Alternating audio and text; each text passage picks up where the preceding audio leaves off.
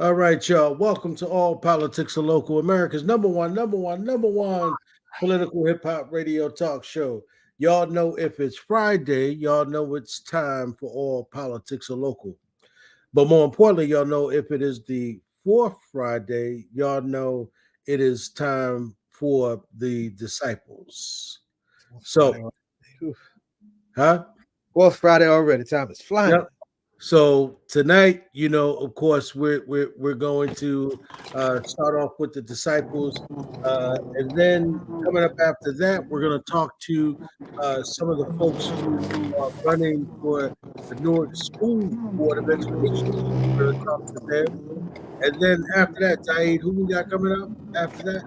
And my comrades, Dequi, Kioni, Sadiki, uh, and Michael Ferguson. Michael is the son of Herman Ferguson. We just lost his stepmother, Iyaluua Ferguson, a great comrade. And Dequi is my comrade from some Panther formations, Malcolm X Commemoration Committee. She's the new widow of Sekou. We're going to be lifting up Iyaluua Ferguson, Herman Ferguson, and Sekou Odinga and that kind of two ancestors. And then after that, we're gonna have DJ Rhino coming up. We're gonna talk about everything hip hop. But of course, right now we've got the beautiful, the one and only, our sister, the queen of the disciples. Uh, Who is not allowed to sit still. Look at it. Every time she always, no, the one and only Happy, co-host of the I'm not. disciples, Reverend Louise Scott-Rountree, councilwoman at large in our beloved city of Newark, New Jersey. you got to get you a Good, big old stool and allow you to just be still for a minute, Queen. Councilwoman. I know, I know. Listen, to whom much is given, much is Much is required. required. You got that Good right. evening, good evening, good evening, good evening. I'm gonna finish that in a minute. Good evening to my dear beloved comrade and definitely soldier in the struggle. Baba, God bless you. And to our dear beloved brother Ed Riley. Yes, the producer, the lawyer, all of that, the activist. And we are excited tonight to be on All Politics are Local and welcome you Minister Abdul Haq Muhammad. Yes, we welcome you to the Listen, All Politics are Local Disciples Show. Yeah, disciple presentation. Disciples, listen. The number one hip hop internet radio. There she goes. Uh, Listen, let me calm down. Listen, I'm excited Can you because can you see there's who you got another on with you? queen. Can you see who Huh? you got on with you?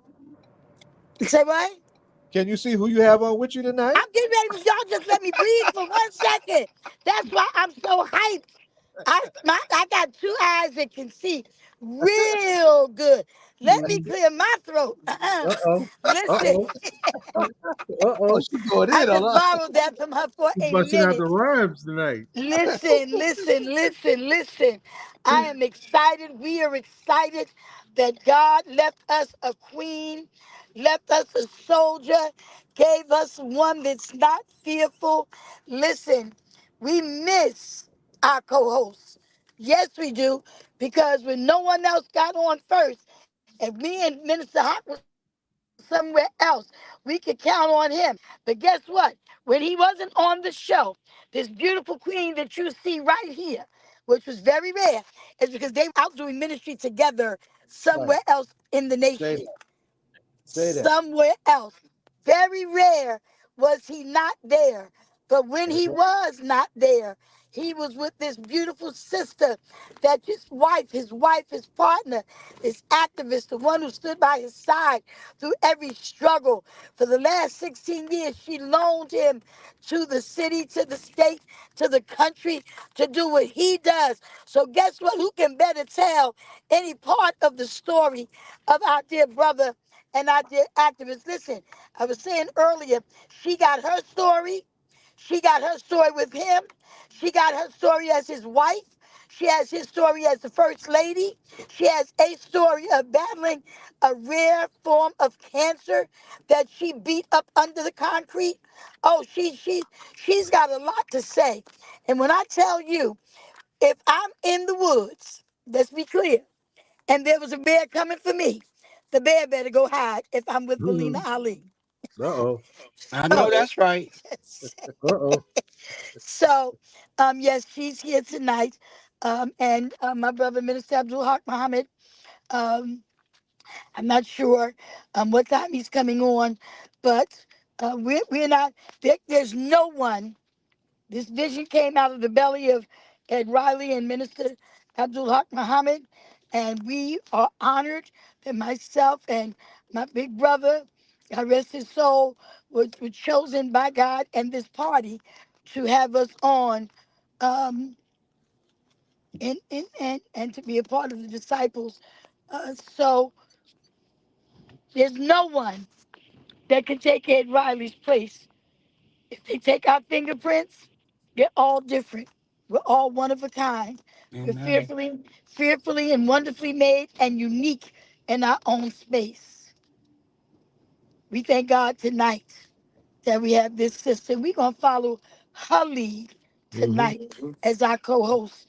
As wherever she wants to start the conversation, um, we know there's a men's meeting going on somewhere in the city of Newark on Central High School. The mayor is hosting as we speak. But we got the woman on the line. This is Women's History Month. And while you tell her story, you can't tell it because it's hers. We honor you, Lady Belina Ali. All politics are local. I believe I can say that. Brother Ed, Brother Yeah. Baba, Sister Donna, come on.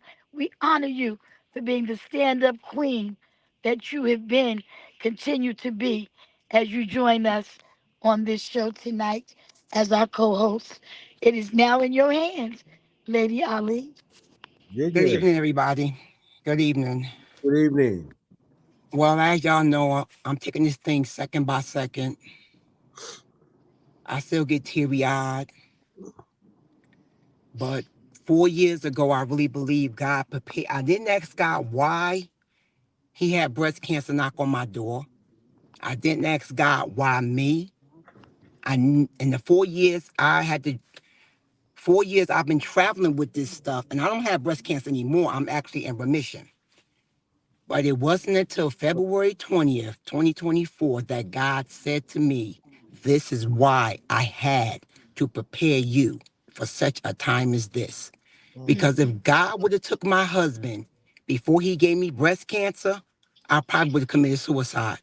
my Mm, Lord. I probably would have took myself out because that's just how close me and him was. mm, And I Yes. truly believe in hindsight, since I have a lot of time to think because I mm, don't have my husband, I really believe I was putting my husband before God. Mm, And God had to send something to me to get my attention. mm, And I cried mm, for 30 days. On the 31st day, God told me to get up, strap up my boots, pull up my big girl underwear, because if this was a war the devil, if this was a fight the devil won, it was going to be a Fight, war. fight mm, it, mm, I fight it. got up. God said, wipe your eyes. You cannot see the devil coming between your tears. You got to be able to see him coming at you. My husband was in disbelief and my daughter was in disbelief. I had to ask God to help them with their unbeliefs, because if they didn't believe I had cancer, they wasn't going to be able to help me fight this battle. And they was mm, the mm, two closest to me. mm, So it took God about 60 days to get both of them together. Well, in that process, God said to me these exact words: if you lean on me, not your husband and not your daughter, everything else around you going to fall into place. Mm, mm, Through the mm, chemo, through the mm, radiation, mm, through the nausea, through the anxiety, and my husband had to watch it all. mm, I mm, used to say to him, God said he got me. God said he got me. If I could have beat cancer hanging onto my husband's coattail, God wouldn't have sent it to me. God mm, literally had to knock me off my feet, take my energy, take my strength. I could mm, not walk. I could not stand up by myself. I couldn't get in the car by myself. He took my hand not one time, but 3 times. mm, God had to do what he had to do, because in mm. hindsight, 31 days later, this is the 31st day my husband been dead. God had to do it because I was putting my husband before him. Mm, And I didn't even know it Mm, mm, until mm, 4 years later mm, after It breast shall cancer. bow. Wow. mm, mm. Mic dropper for real, Mr. Ed. Yes. Woo. Yes. And as much as we wanted to get her on this show, I said it before. I Yeah, said I've we been gotta have a show I've been nudging her too, before Pastor tell her Ali, so. before my brother went was called from labor to reward. I was already saying somebody got to hear this testimony. That's But you right. know what? God is the best of planners, and He That's right. knew there was something else to go with the story of surviving, of her surviving um, this rare form of cancer. God knew. God knew. And And so when we think we planning and we making all these good decisions and we doing all this, the truth of the matter is when we just wait on God for something to happen, this was the time for her to come on to tell somebody, about her experience that might bless them, that might help them with their battle, that might help them with their struggle. Oh, yes, we're called the disciples, but we also know that the 12 disciples had assignments. Sometimes they fulfilled them, and sometimes they was off beat. Sometimes they weren't on course because there was a leader. And when the leader would do some things, it's like the woman with the issue of blood saying, if I could just touch the hem of his garment. It's, it's the woman at the well that nobody wanted to deal with because of her lifestyle. The one with the issue of blood is a unique story because she was a very, very sick woman. And there were people in various stories that we hear biblically um, that actually tried to stop different crowds from getting to someone that they could talk to that would make a difference in their life or that could help them.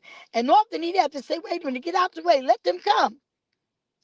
And that's one of these moments we're having with Sister Belina, for Lady Belina Ali, is that this was the time that somebody that needs to hear the story.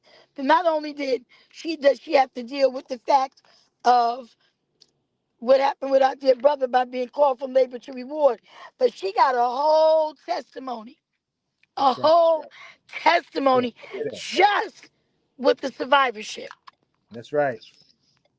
That can be a 2-hour program, That's right. It's an you ongoing know? conversation. But breast cancer has Absolutely. never been kind to black women. Absolutely. That's right. Absolutely. Absolutely. Absolutely. So, tell them, Lady Ali, because you talked about how God um, prepared you, how God prepared you to, how can I put it, to be able to deal with putting God before everything, before man, of the man that you walked with side by side at protests, the man who you captured all these moments, which you probably can open up a whole gallery of the photos of the bullhorn and the man, um, the bullhorn and the activist, the bullhorn and NAVC. You probably have a whole library of memories and moments where you stood to the side. Even, things sort of slowed down after you became ill. But there were times, even when you were ill, that if you had the strength, you were out there. You were out there. So when you talk about this rare form, I just want you to, how can I put this? Um, I guess just tell us a little bit about the struggle. You Well, said you put him first. Um, I thought I was just being a wife. Love, sickness and health, richer or poorer. He was sick before me. I that's what was I wanted. never sick. I was never sick the whole time we was married. My husband had like what 2 heart attacks. He had 7 stents. He had acid reflux. He had COPD. He had GERD. He had anxiety. He had it all. But through it all, God and my prayer to God was when I got off that floor, we both can't be sick together. I said, Mm, God, whatever you do, We both can't be sick together. I will lean and depend on you, but we can't be sick together. And God didn't allow us to be sick together, but every night his COPD started up, I was always there. I would get up. God gave me the strength to get up, to get his mask, to get his medicine, to make sure he was okay. But like I said, even doing that, I didn't know I was putting my husband before God. I didn't realize that till my husband's death, Mm, because mm. God said it to me, lean on him, not my daughter, not my husband. And I did that. And I continued to lean on him. I continued to hold onto his hand, because like Reverend Roundtree said, the breast cancer I had, only 2% of the women in the world gets it. And Mm, I was one of the 2% that got this breast cancer. And I knew God was in my corner because my breast cancer landed on my breastbone, which was encapsulated in a bubble. So it was hidden in a sac. Look at mm, that. So Look at it that. did Look not at get that. to my lymph nodes. It did not get to my bloodstream. Just when they was getting ready to give me almost 6.5 months worth of chemo and about 5.5 months of radiation, my doctor fought, my breast surgeon fought with my oncologist and said to her, I need to send her test results to this world-renowned pathologist because I think we getting ready to give her too much chemo. When she sent Ooh, my information to this doctor, the doctor said to them, y'all will not give her the chemo. Y'all will send me her results, and I'm going to tell y'all what to do for her. He said her breast cancer is in a capsule and it's growing inside a bag and it has not burst yet. Go mm, give ooh. her a lumpectomy and she going to be okay. mm. Had they gave me the chemo when they wanted to give it to me, I probably wouldn't be sitting here right now because it would have got into my bloodstream. Yes, yes. So when And I being, say being on God was double edged talking to sword. me back in 2020, God was talking to me. Mm. God was talking to me. And And I and try to like let women know black women leads the race in breast cancer. that's right. And it's because of the different statistics, the creamy crack, the nail salons, the color we put in our hair. And I'm not telling people not to do this. I have not been in a salon since breast cancer. I put essential oils on my fingers. I put essential oils in my hair. Can Um, you tell them what you did? Not to cut you off during the She cut herself off. I can't hear you. She cut herself off. I Started can't hear you. you muted Roundtree. You still muted. Go out and come back in. She was getting ready to ride too. I know she was getting ready to drop it. Uh, Your sound went out, Roundtree. Go out and come We back can't in. hear you. yeah. While she's doing that, go ahead and say what you were saying, Belina. So then my husband decided, well, I think you have a voice. I think the women, the people need to hear what you have to say. And like Reverend Roundtree said, my husband never put me behind him. He never put me in front of him. I walked side by side with my husband. And all Hmm. bed. When he gave up 2 of his days, my husband would come on live Monday, Tuesday, Wednesday, and Thursday. He gave me his Tuesday and his Wednesday, and he took he was coming 5 days a week. He gave me 2 of his days. And he will always say, baby, you got a testimony to tell somebody. And I was always behind the scenes. I was always a behind the scene person. I never had to be in the front. I always wanted to make my husband look good. But after breast cancer, it's just something about getting sick when God got to take the wind out of you. I hiked the Appalachian trails. I walked 10,000 to 20,000 steps a day. sure I did. could not walk in my basement without getting tired. When I I mean, came she's up the really stairs one day my from Lord. washing clothes, Ooh, I had to lean on the wall and I started crying. My husband said, baby, what's wrong? I said, I only walked up 2 flights of stairs and I can't breathe. But I knew it was nothing but God. God was shifting something in the atmosphere when it came to me. I did not know what it was. 4 years later, my and God. now we at this point in my life. My God. So Hey, yo, when people say stuff like, how you do it? Why you ain't falling all over the place? Because I said 3 things I was not going to do. I wasn't getting in the casket. I wasn't falling on the floor, and I wasn't jumping in a hole. Because God didn't call me, he called my husband. Mhm. Now, I sat home for 3 weeks, but I heard my husband saying, I told everybody, my husband probably said to God, let her be, because she don't do death well. And after 3 weeks, get her up. When she say ashes to ashes and dust to dust, get her up and put her back in the race because my wife has a life to live. Mhm. So I've been back to work for 2 weeks. Mhm. Wow, wow, wow. You're getting some shout outs in the chat too. Karima, Whole lot of shout telling us, outs. God, I felt that, right? So, Brother Powerful. Ed, what she left out is that even during this time, during ministry, I don't know, I got knocked off for a minute, that she created those essential oils. Did you tell them about that? She missed no. that part. She created when her hair was falling out.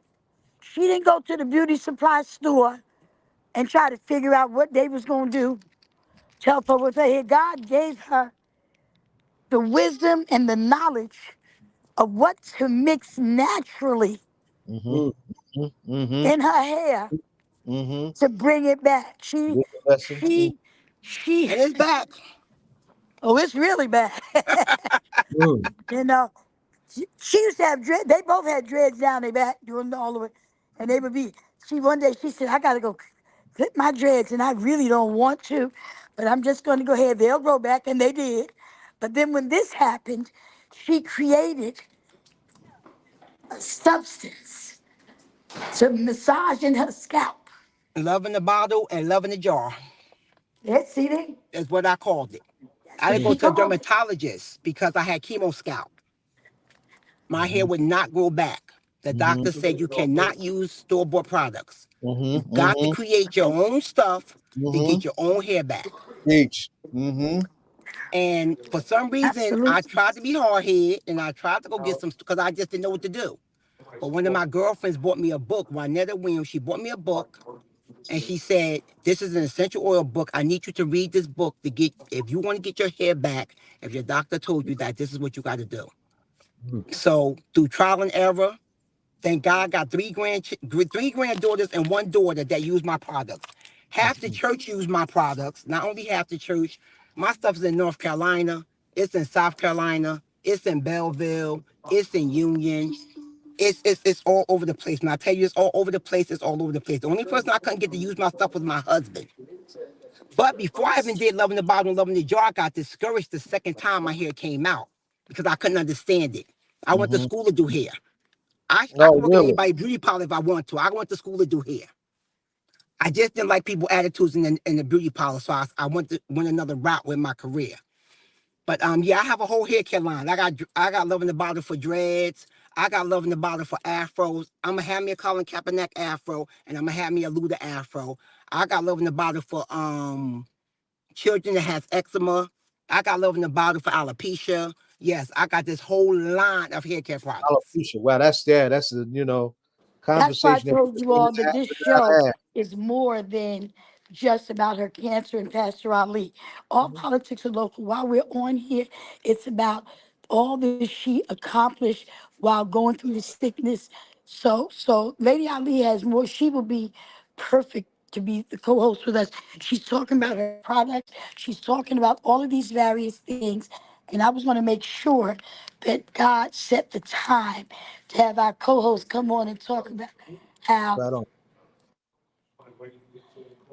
So it's all amazing. It's all amazing. It's all amazing. I'm actually going to go into another event while I'm on this show. Tell the people I said Um, wait.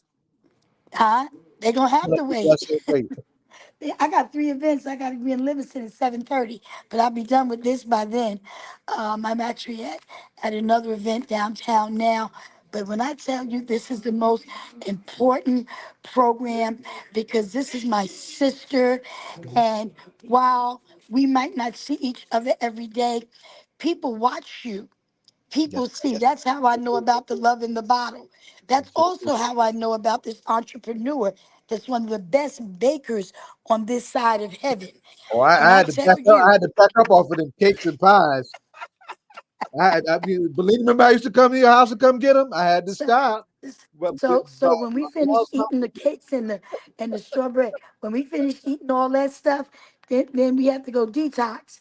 But it sure tastes good going down. Listen, that's why they got detox. You got to hurt and get it out of you, but it tastes good going in. You know what I'm saying?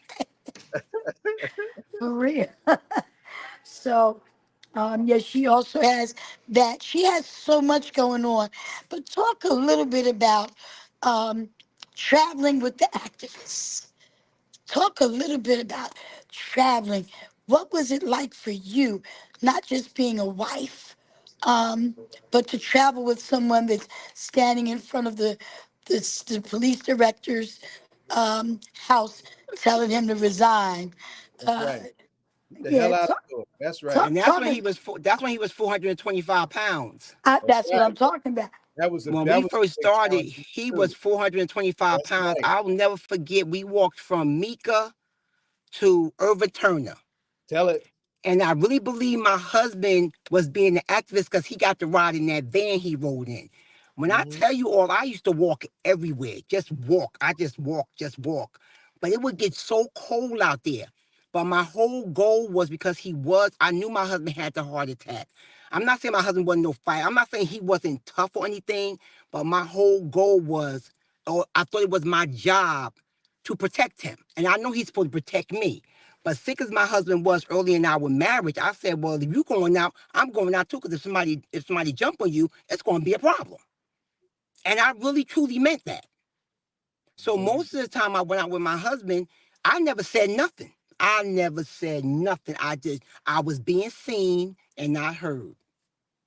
Because I can't even say why I did that, but it's just that I was, like I said, I was the behind the scenes person.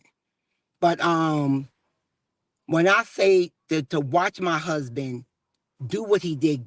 God not only prepared me for this moment, far as giving me the breast, allowing the devil to release the invasive ductal carcinoma to knock on my door, but God also had to allow me to learn some things from my husband, like how to love on people.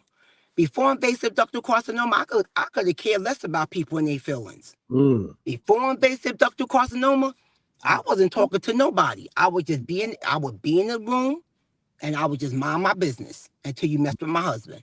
Mm. But invasive ductal carcinoma taught me how to say, am I my sister's keeper? Yes, Mm. I am. And I mean that when I say that. Hmm. Invasive ductal carcinoma taught me to say, enough is enough. We have an enough is enough group at the church now that meets every last Friday of the month, where women come together, not to bash, not to male bash, not to beat up men. And we started this group before my husband passed away. Hmm. It's about women that's being abused, physical, verbal, whatever abuse, mental, whatever abuse you can mention. If it's affecting you as a lady, come to 401 Avon Avenue, not this month, because I'm just getting myself back together. And the last Friday fall on Good Friday. Come to 401 Avon Avenue next month, the last Friday, and just meet a bunch of women. We laugh together, we cry together. But the one plus is, and I said this while my husband was alive, it's called the locked door meeting. If your business get out the meeting, it's because you told it, not because we Mm. told it. Mm. Hmm. Because women need to have a safe place Right. that we can come together and love on each other. And if that means you going back to where you got beat up at or got abused at least you're going back with a little bit more safety and comfort that maybe one day you could walk away. Mm. But we started the breast cancer ministry, which is next month. I'll be walking 100 miles in the month of April. And I do walk over 100 miles for the month of April. Um, it's a lot of stuff my husband got me involved in, and I didn't know why he was getting me involved in it, but it still comes to, again, for such a time as this. Yes, ma'am. I'm not the normal, I wasn't the normal first lady. You was not going to find me on the front row with a big hat on my head. My head Mm. is too big for a hat anyway. You was not going to find me on the front row not letting people touch me.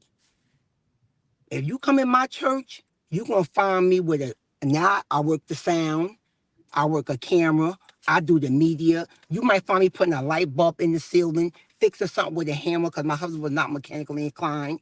Amen. I always called myself this generation's first lady. Mm. When you have the young people say, you the coolest first lady we ever met. When you have the young people say, wow, we could talk to you. When you have the young people say, wow, we could touch you. Yeah. My husband taught me not to be that standoffish with that the young people can't touch me. That's right. Because my husband's motto was we was gonna bring the hood, turn the hood back into a neighborhood. Mhm. Pastor I will Hood. not let my husband's legacy die. I'm going to keep on standing and fighting with the church. We're Mhm. going to keep on doing what we're doing. And I'm going to, if it's the last thing I do, Overseer Dr. Brian Rashid Ali legacy will not die. Yes, ma'am. Mhm. Yes, ma'am. So, my Good. beautiful first lady of this generation, I am so thankful for your life because had and I never known Pastor in the Hood, Brian Ali, Brian Rashid Ali, I would have never had the chance to meet you. So now, no, Brother Ed, you got something to say. I know you got something to say, Brother Bob. Well, I listen. I mean, I thought that the homegoing service was amazing, right? And I thought that the brother who did the homegoing service was amazing, Bishop right? McLaughlin, Yeah, and I love the stories he told That guy's about the truth. brother That's Ali. the truth. Yeah, Was it Those are streamed anywhere? huh? what happened? Was it was it streamed yes, anywhere? yes. Yeah. Interfaith Okay, TV because and I was Metropolitan. looking for it. Yeah, I Yeah. think it's still on Metropolitan's website. Okay. And you Okay. probably It's can go also to on YouTube. Interfaith. They say it's out on YouTube. You probably can go to Interfaith. No, I don't. And, Interfaith. You probably can go to Interfaith TV, which mhm, is the Tidwells because they mhm, recorded it as well, or they Okay. tapped into the feed. But let me tell you something.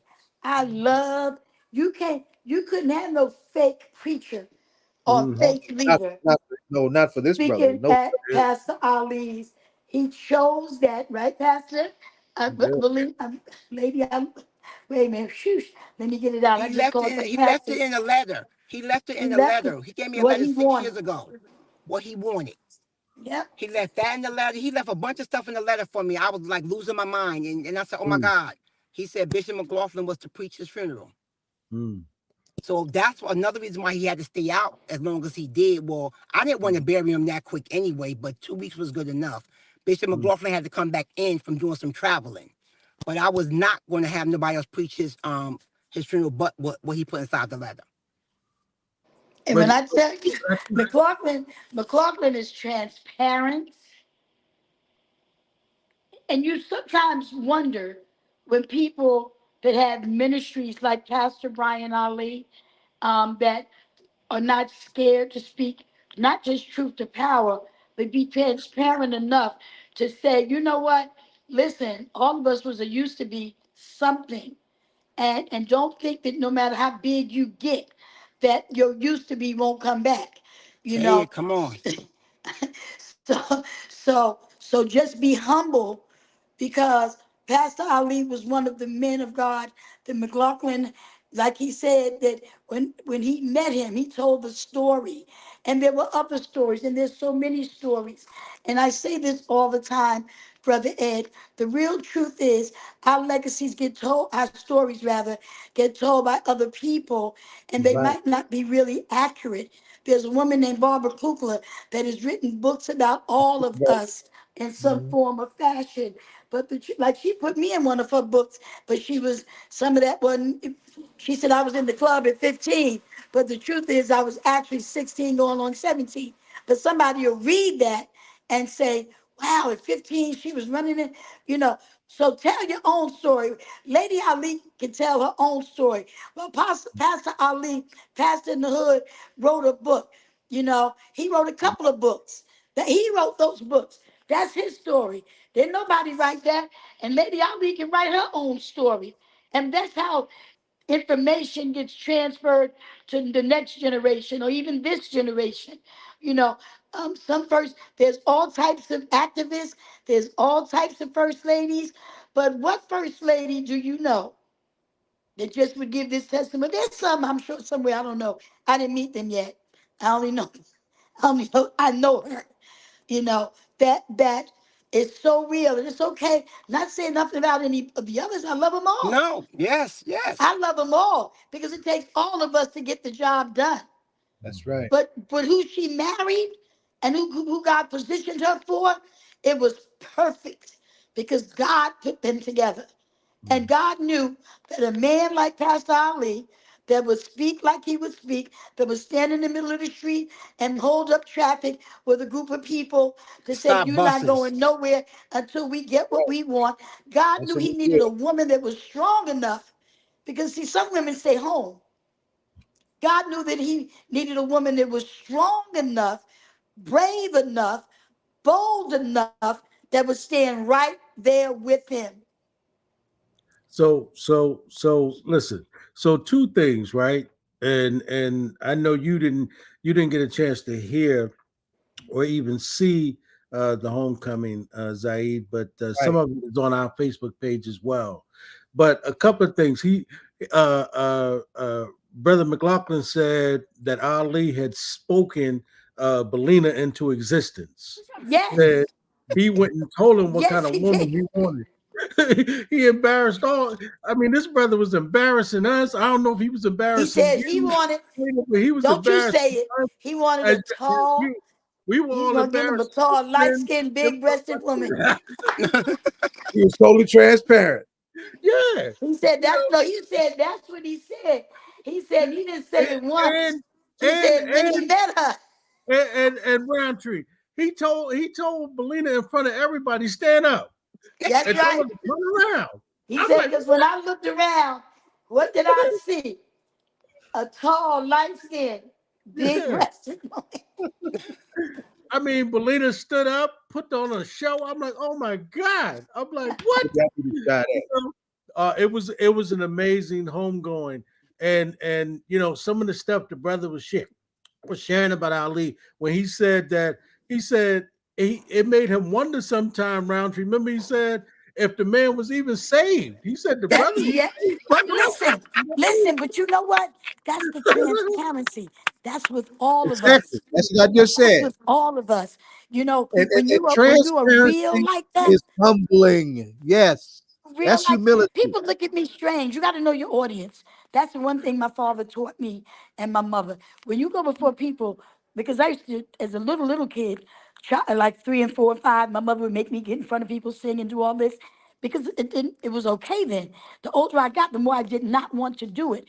But then when God positioned me where I had to do it, I had to realize certain people in certain audiences, you have to know who you're talking to. I'm not going to go to a funeral that the funeral home smells full of weed. I smell pot everywhere. And I smell alcohol everywhere. And I'm gonna go in there talking about a scripture, and it's like Spanish, and they ain't never seen a Bible. The first thing I got to do is introduce them to Louise.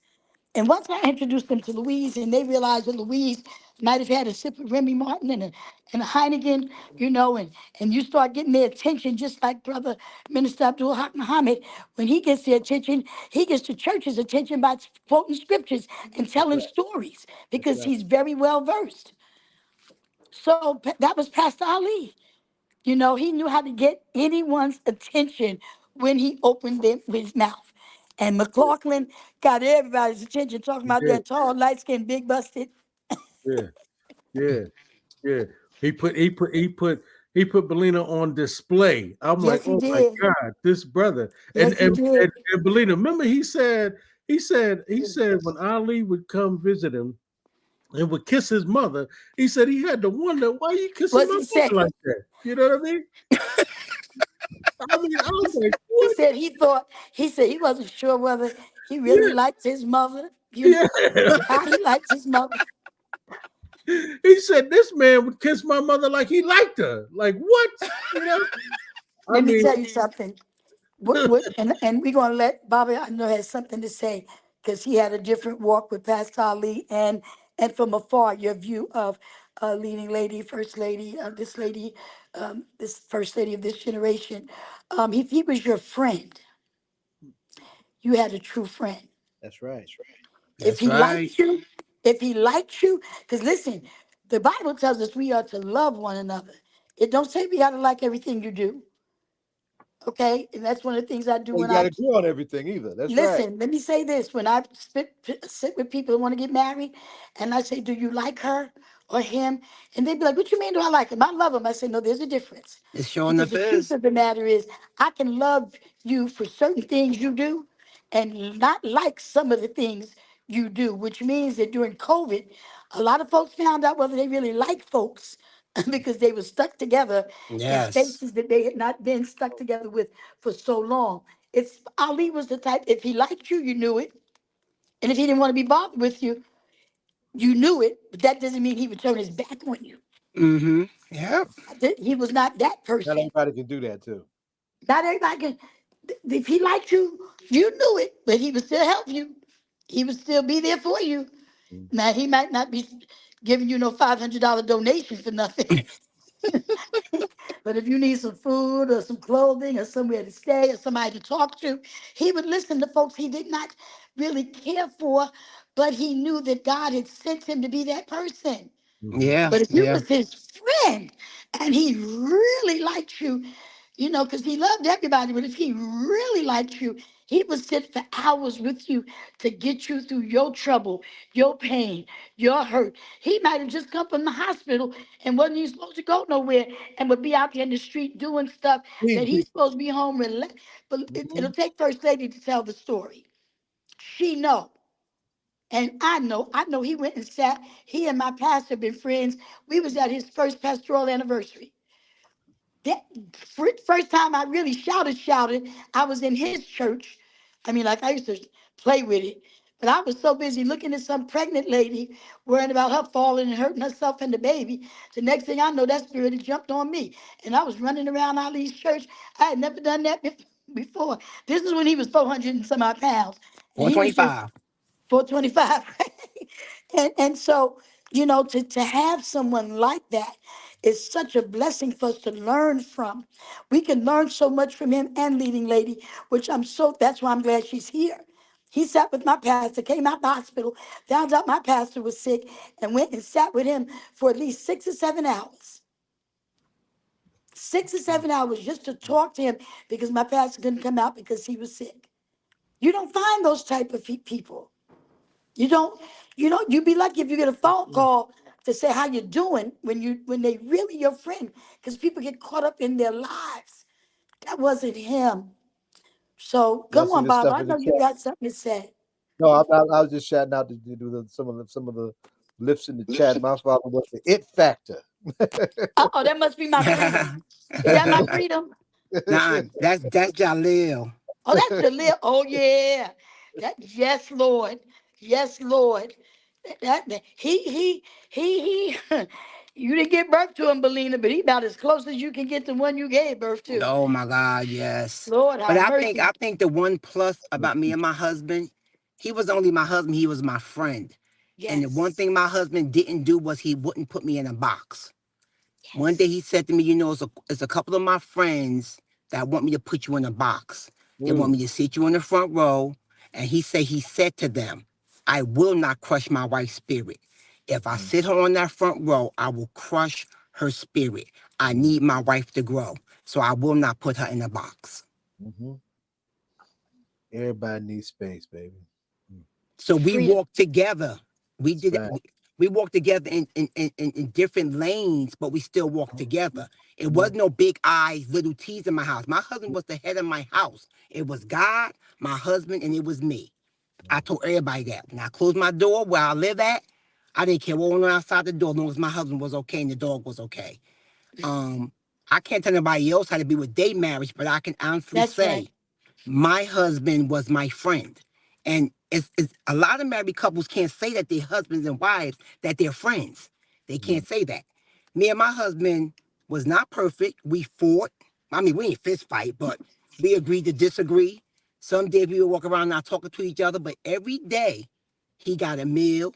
Before I walked out the house in the morning, I would kiss him and pull the covers over him, make sure he was okay. Even if I was mad with him, I still did that because I That's would right. always say to myself, what if it's this the last time I kiss him?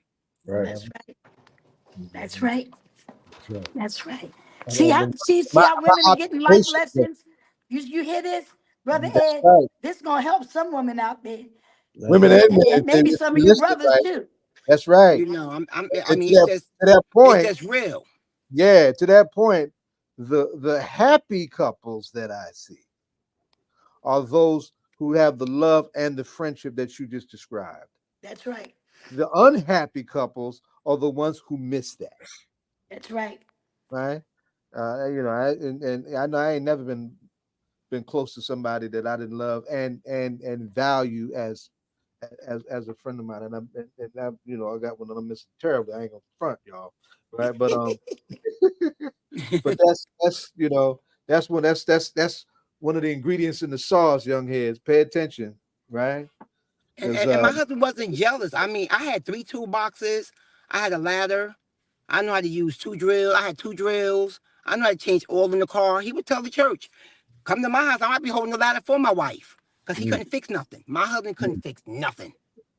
But mm, he was not jealous of what I can do. And I would often say, He listen, wasn't you're the pastor. intimidated. I wasn't jealous about what he can do. He was never intimidated about me acting like I was Miss Arm& Hammer. mm, and, mm. and why and why be intimidated about something like that? If your queen got That's the right. goods, salute the queen. That's what you. That's right. Yeah, yeah. So I I, I, mean, I always feel a woman smarter than me for sure. Right? yeah. Yeah, And it was salute. my job to make him look good. So anniversary time, I made him look good. Flyers, pictures, whatever he wanted, I did it to make him look good. That Mm. was my job. And God had to show me the difference between my job and me putting my husband before him. Mm. Yeah. Wow. And what you said, and I think is really loaded. When you said that you are the first lady for this particular time, Yeah. right? Expound on that. What does that mean? Well, I, our church is not of the norm. My husband's favorite line is 2 lines. This is the day that the Lord has made, and I will rejoice and and I choose to rejoice and be glad in it. And whosoever will, let them come. Mm, And he would say to me, baby, when they come, you gotta love on them. mm, And I was like, okay. In the beginning of our marriage, like, okay, like I don't want that person touching me, and I don't want that person touching me. And we have all different shades in our church. We have all different colors in our church. We have different lifestyles in our church. But through it all, I learned how to love on them. mm, Meaning, we all know this is a different generation. You got people that got stuff after their last name like them, they, she, him. So I am the first lady of this generation. Seriously, I can go in the crowd of young people and have them all loving on me just mm, by telling my story. I wasn't born saved. I was getting ready to sign the papers to go into the Air Force. Found out mm, I was pregnant at the age of 17. Wow. Had a baby before I graduated high school. mm, I Mhm. did not go into the service because I didn't want to sign my daughter over to my mother. And that's a whole nother story because I don't want to have to fight with my mother to get my daughter back. So I mm, Mhm. opt out to become a mother at the age of 18, go to the prom, graduate high school. That was in June. October of 84, I was in my own apartment with a soon to be 1 year old. mm, So I always knew how to stand on my own, but I'm able to go to the young lady who is pregnant and say, it's going to be all right. And when Yeah. mm, she asks me why, I will tell my story. Yeah. mm, I'm able to go to the lady that's having difficulties with their kids because me and my daughter did not always get along because mm, my mother and them raised her, and I wasn't by myself, but it was 11 of them against me. So I had to like really God really had me under his arm because I had to battle with my family about my daughter. But to this day, thank God, me and my daughter have a better relationship. So I'm able to tell a parent, don't argue with your child. Pray. Trust me. Leave them alone. They will come back and apologize for putting you through what they putting you through. Mm, mm, I'm the first lady that can say, okay, you can say enough is enough. I had to fight one time. He hit me. His mother called the cops on me. mm, Trust me. I know how to handle myself. mm, I'm the first lady that can sit down and say, listen, you ain't gotta drink. No, you ain't gotta drink. Why first lady? You don't drink. Yes, Mad Dog 2020 and Long Island iced tea was my choice, my drink of choice. mm. That's all I would drink. Until one day I drank some Mad Dog 2020 and could not find my feet. So I stopped drinking. Right. So my husband would say stuff like, you might not have been the prostitute or you might not have been the hoe, but you had some stuff that you was dealing with. Right. I can relate to what he was saying. Right. Right. So like Reverend Roundtree said, I don't have to tell nobody else's story. When I'm Mhm. talking to somebody, I can tell my own story That's right. That's and right. make them believe. And that's what our redemption, those of us who needed to be redeemed, right? That's what our redemption is for. Mm, That's a part of our healing. That's a part of our giving back. That's a part of our having the grace to be thankful for being, redeemed. Where we could be, what is the devil down in the hole, mm, mm. Absolutely. huh? Absolutely. Absolutely. Absolutely. But you know what I hear when you saying all of that, Belina. What I hear is that church isn't necessarily for people who are saved, but church is for people who are unsaved, right? You know, people who are not perfect, right? Yes. You know, and they're not coming so that they could come and meet all perfect people because they're not perfect, right? They're Nobody. coming because they're trying to change their lives. They're trying Yes. to change the conditions. And so if they run into a bunch of people who are saved and don't know how to reach them, right? And what I'm hearing is that you knew how to reach them. Why? Because you were right there from amongst them and you knew what God had done for you. So you knew that if he did it for you, he knew he could do it for them.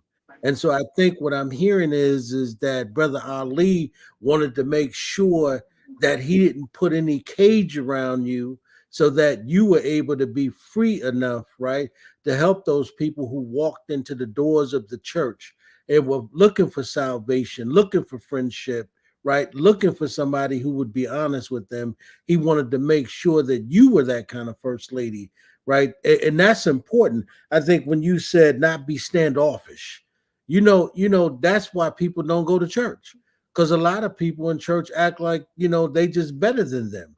So the Mhm. people who would normally go, somebody like an Ali, right, who calls himself pastor in the hood, Hood. whoever thought that the hood would have a pastor, right? Nobody thought we were good enough. The Now, hood, Yes. it is any space in our universe that needs a pastor. it's the It's hood, It's right? the hood. And you know what? The difference, and I just want to chime in on that because the truth of the matter is, we say that the hood needs a Oh, she's starting to roll and she muted herself. You muted We can't yourself, hear huh? you. She's steady rocking. She's steady rocking. Getting We ready to can't get hear you. yeah, get ready to eat some chicken wings somewhere. she's, she's steady rolling. We can't hear you, Roger. Go out and come back in. She can't hear us. You messing up her sound. She can't hear a word we saying, and we can't hear a Nope. word she saying. But she getting it But in though, ain't she? Yep. what my pastor also taught me was that the church starts outside the four walls because I'm the church. Wait a minute. Did I just go mute for a minute? You I Yeah. sure did. did. You We were Yeah. didn't hear rolling, nothing But you said. down but the you river without where no was mic. I was talking about the hood place, right? Yeah. That's where you started. You know, there was a time when when hood, when you use that word, when nobody put that word on the end of nothing, because they was walking around in them white hoods, Now Mm-hmm. they don't wear the hoods, so we got to make sure we protect the neighborhood. And thank God for Pastor Brian Ali setting the stage that we can walk up and down any street because the earth is the Lord's and the fullness thereof, and all they that dwell in it. But when we walking up and down these streets, what are we saying to these brothers on the corner? Are we talking their language? When somebody said when he said he had to sometimes wonder was he saved, the truth of the matter is we all can be saved.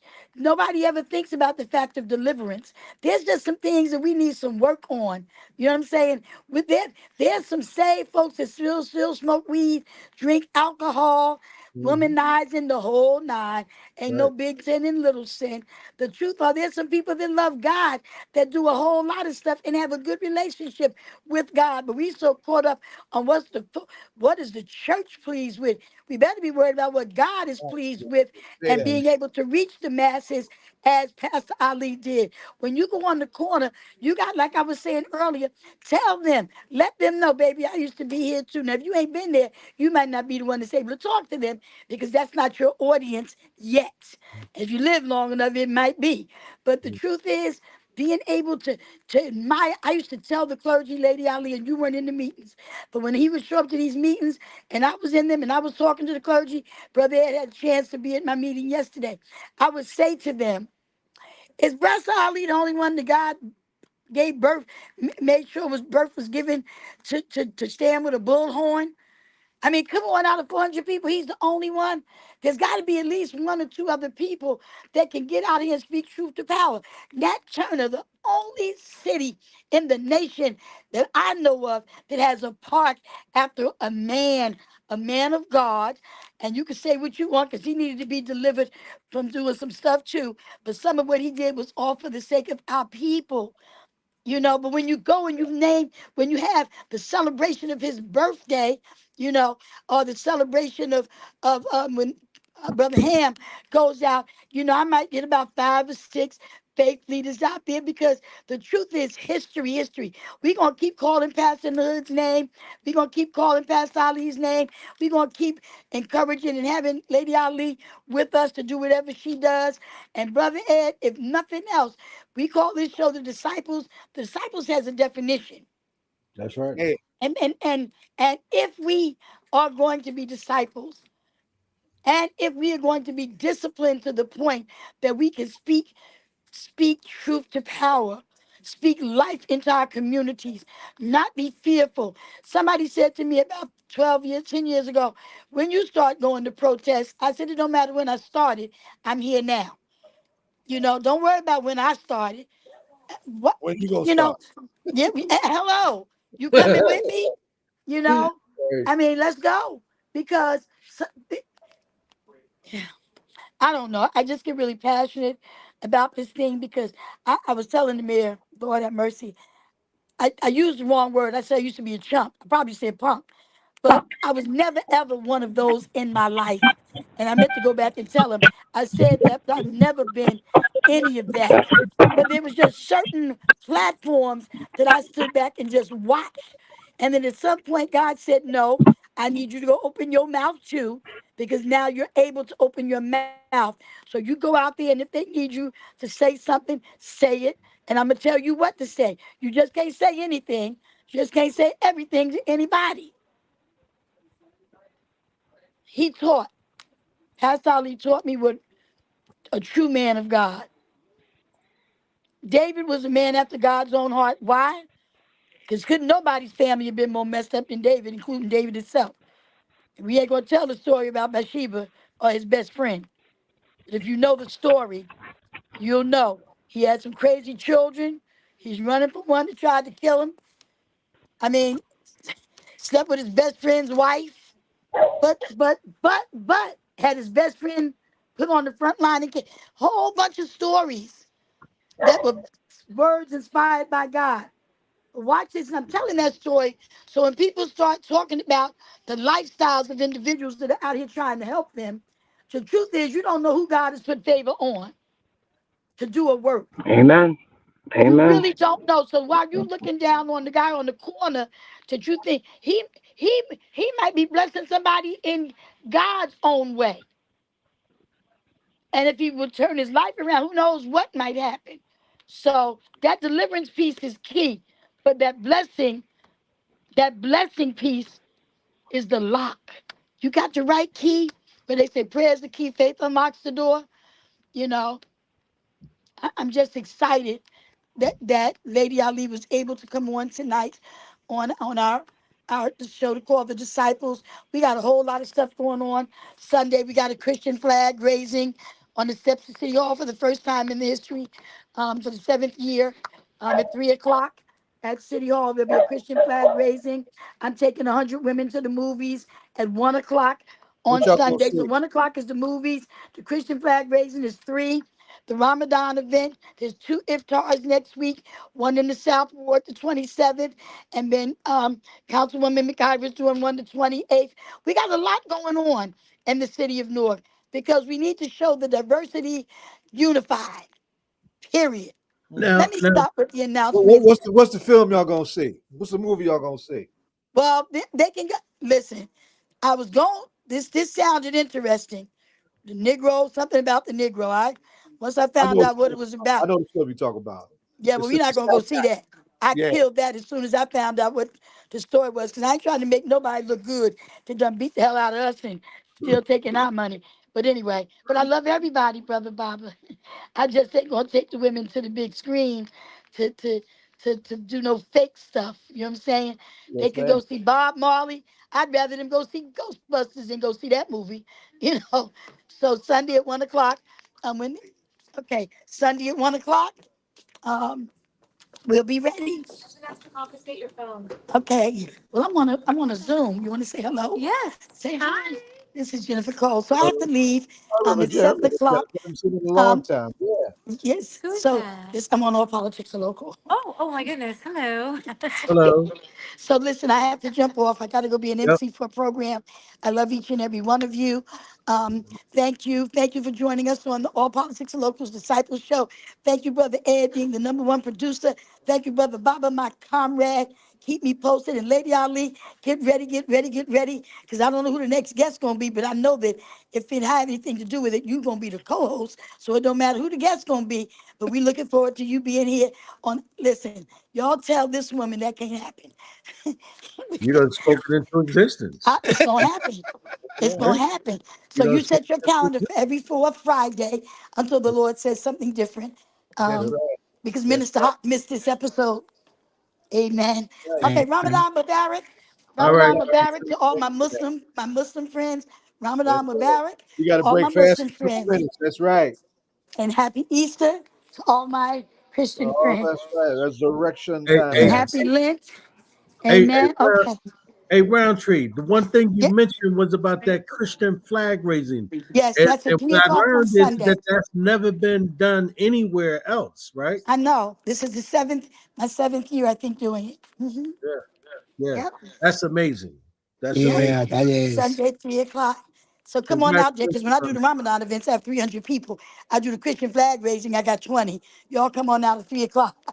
that. All right, all right, Okay. Okay, Roundtree. yeah. Thank you for I coming on love into you the all. disciples. Love you. Thanks for All Love having you. me. I love you, Lady Well, we Belinda. Love got you, baby. y'all. We Great got you. show. We got you. Great show. Right? You home right here right, with us, baby. Right? all right. See you Tell later. Lady Kim I said hi. I will, Roundtree. All Great. right, God You bless. Bye-bye. home. Love y'all. God bless. all Thank you right. for joining us. Yep. Right on. All right, And mean Ashe. all right. Well, as we wait for our next guest, you know, so you know what I wanted to talk about a little bit. You know, I'm sure you paying attention to what's going on in Haiti, Yeah. right?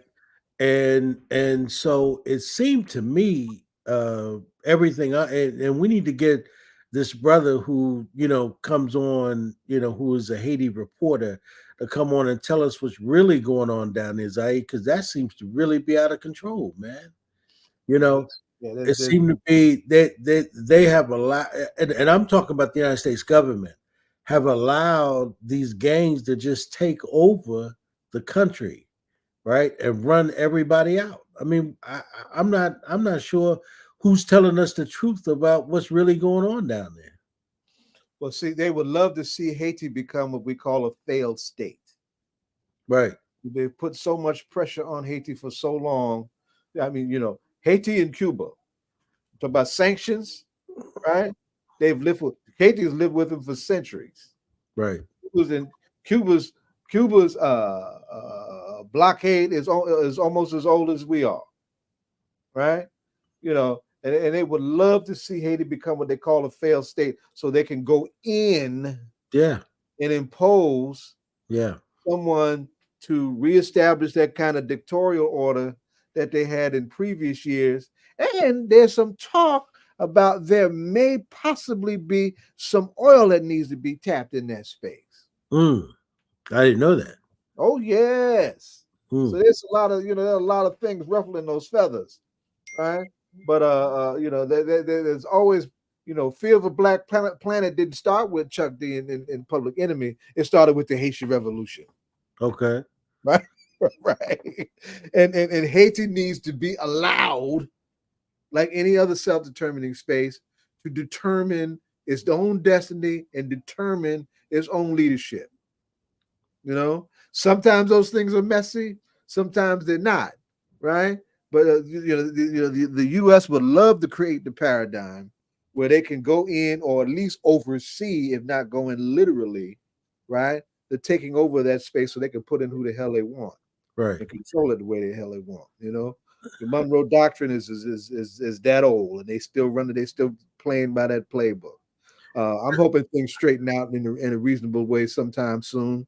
CARICOM has been trying to be a factor to try and bring some peace and trying to get some folks talking, right? And CARICOM is a progressive space within the Caribbean, right? That merits greater appreciation from those of us who understand, how our world functions from a Pan African lens, you Right. know.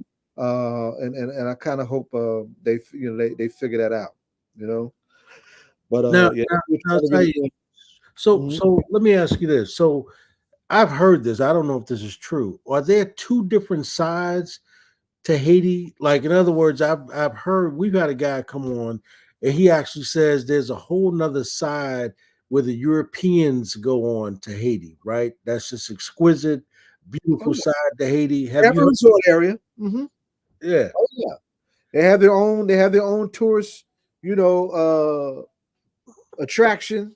Right. That they have. Yeah, it's always been there. Always And, been there. and so that side doesn't see any of what we're seeing on the Not, news. not really. They're not in touch with that at all. And You how know. are they able to keep it separated like that? Well, that's follow the money. Wow. Put it like that. I've heard that, man. That's amazing. And so they would love to be able to take over this particular section of Haiti. But so we're actually joined by our other guests tonight who are running for, well, of course, we know that Sister Dawn is running for re-election, and then of course, so Dawn, you want to introduce the sister who's with you, so because we don't really know her, so if you want to introduce her to us, Peace, family. Peace, family. please. Assalamu alaikum. Ramadan Mubarak. Walaikum salam. It is I'm always back a with you. pleasure to be on this amazing platform of All Politics is Local. Thank you for inviting me on with my running mate. This is the lovely Ms. Helena Dinhas. She is my running mate. I will definitely give her the opportunity to express, her platform and what it is that she's running on. Just know that I support her 10 toes down. Like I support her ideas of what the East Ward schools should and could look like, and then unify within the whole entire city of Newark. Um, I'm no stranger to All Politics is Local. No, you're not. Usually catch me on my work stuff, but I am grateful to be here today. One thing for sure, two things for certain. The My platform has never changed. It is always people centered. It's always our students centered. Not just that on a small level, but our city is what is important to me. So that's every student within the city of Newark and making sure that they are getting a quality education to to the standards that they set. And so enforcing the rules and regulations and the policies that's in place, making sure that these people doing what they say they're going to do. We have one employee, which is a superintendent. And then when we observe his employees not being the best that they supposed to be for our school district, it's up to the board members to let him know so that the behaviors or the actions can be corrected. And so I'm grateful to have people on my team that understands the mission, understands the assignment, and is ready to execute it. And without further ado, here's Ms. Vinha. Hello, peace, family, peace. My name Peace. is my name is Helena Vinhas, and I am running on the Moving Newark Schools Forward team, where I'm my running mate, Dawn Haynes, and also Kanileah Anderson. Hopefully, she could hop on in a little bit, and Varalee Santana. I am a mother of two daughters that attend the Newark Public School Systems. I'm also I own a business here in Newark. I'm born and raised, and I love this community. I love Newark. It's a great city, and I love children. So I want to do the very best to give them the best opportunity, get the best education. My biggest concern is the overcrowding in several schools, the facilities that have been built in Civil War times, and we need to update these facilities to make children want to come to school, to enjoy school, and to engage and get a better education. This is the most important thing, and give them a great experience also.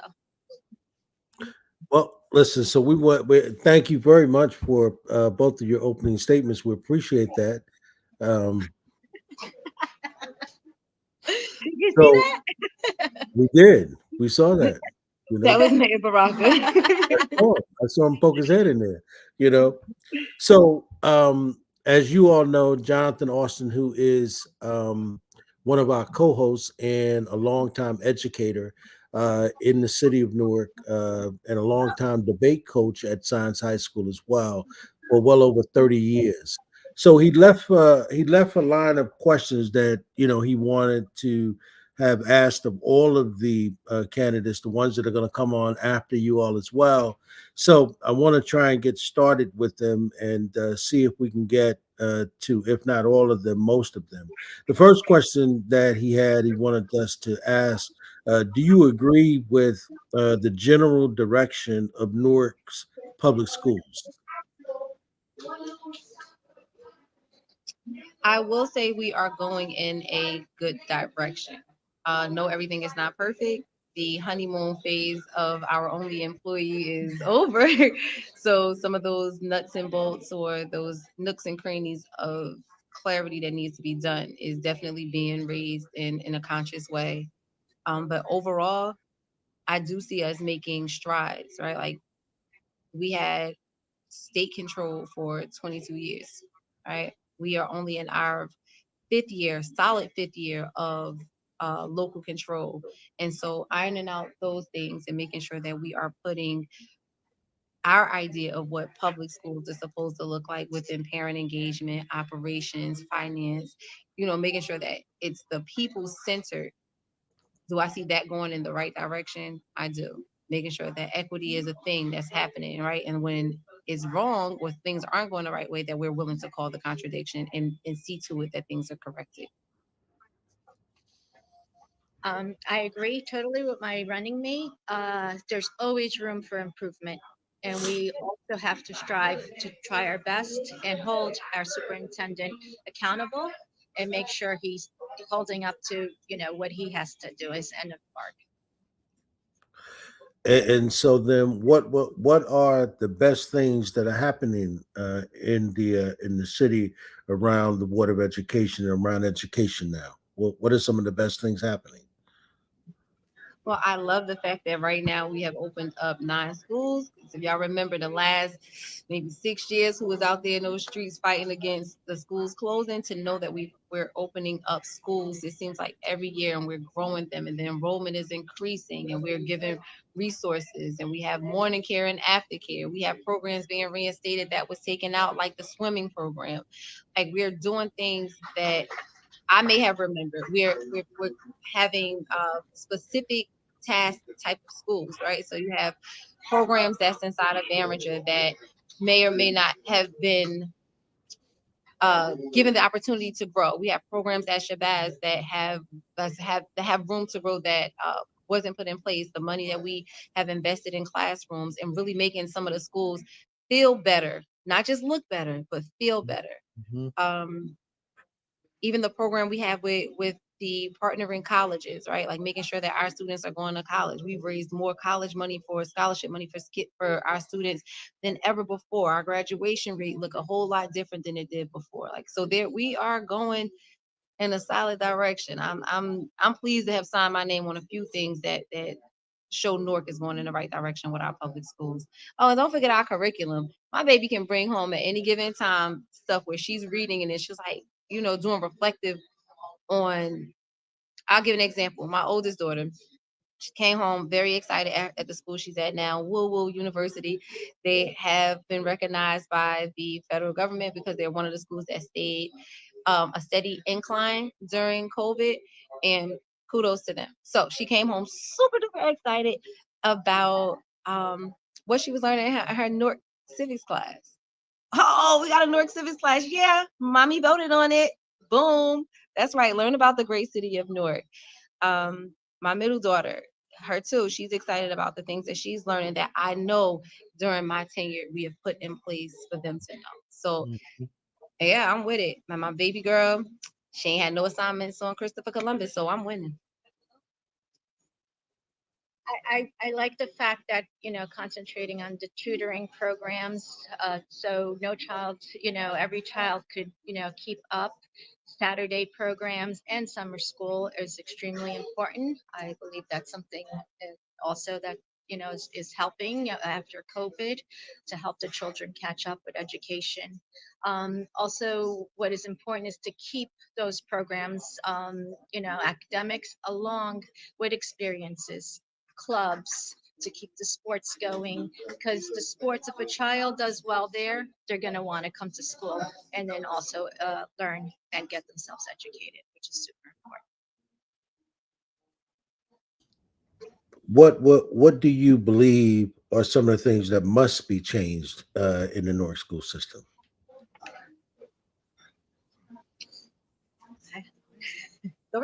So the overcrowding in many of the schools, I've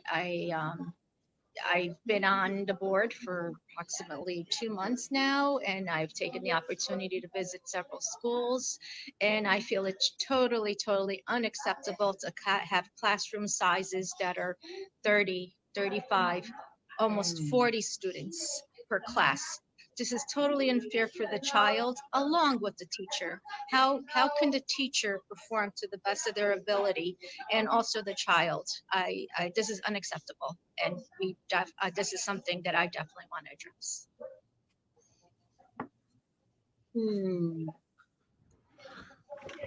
Well, y'all know I've been on y'all show for my own concerns before, so I'm gonna still say what those concerns are, right? Like making sure that we are equitable in discipline and equitable in the way of our student population being treated fairly, and making sure that Black boys specifically are not continuously perpetuated in this school to prison pipeline, and making sure that we're not allowing them to fall through the gaps or being over disciplined or being put out or being suspended at a higher rate. Like just making sure that those things are being not just looked at but addressed and corrected, because we're not looking at the people, we're looking at the problem, and we have to fix the problem as well as look at the people, because these are still residents of the city of Newark. And it just gives me, great pleasure to see when we are doing things correctly, and then when we bring things to the attention of our only employee, the superintendent, that he is taking it into real consideration to change the conditions of the people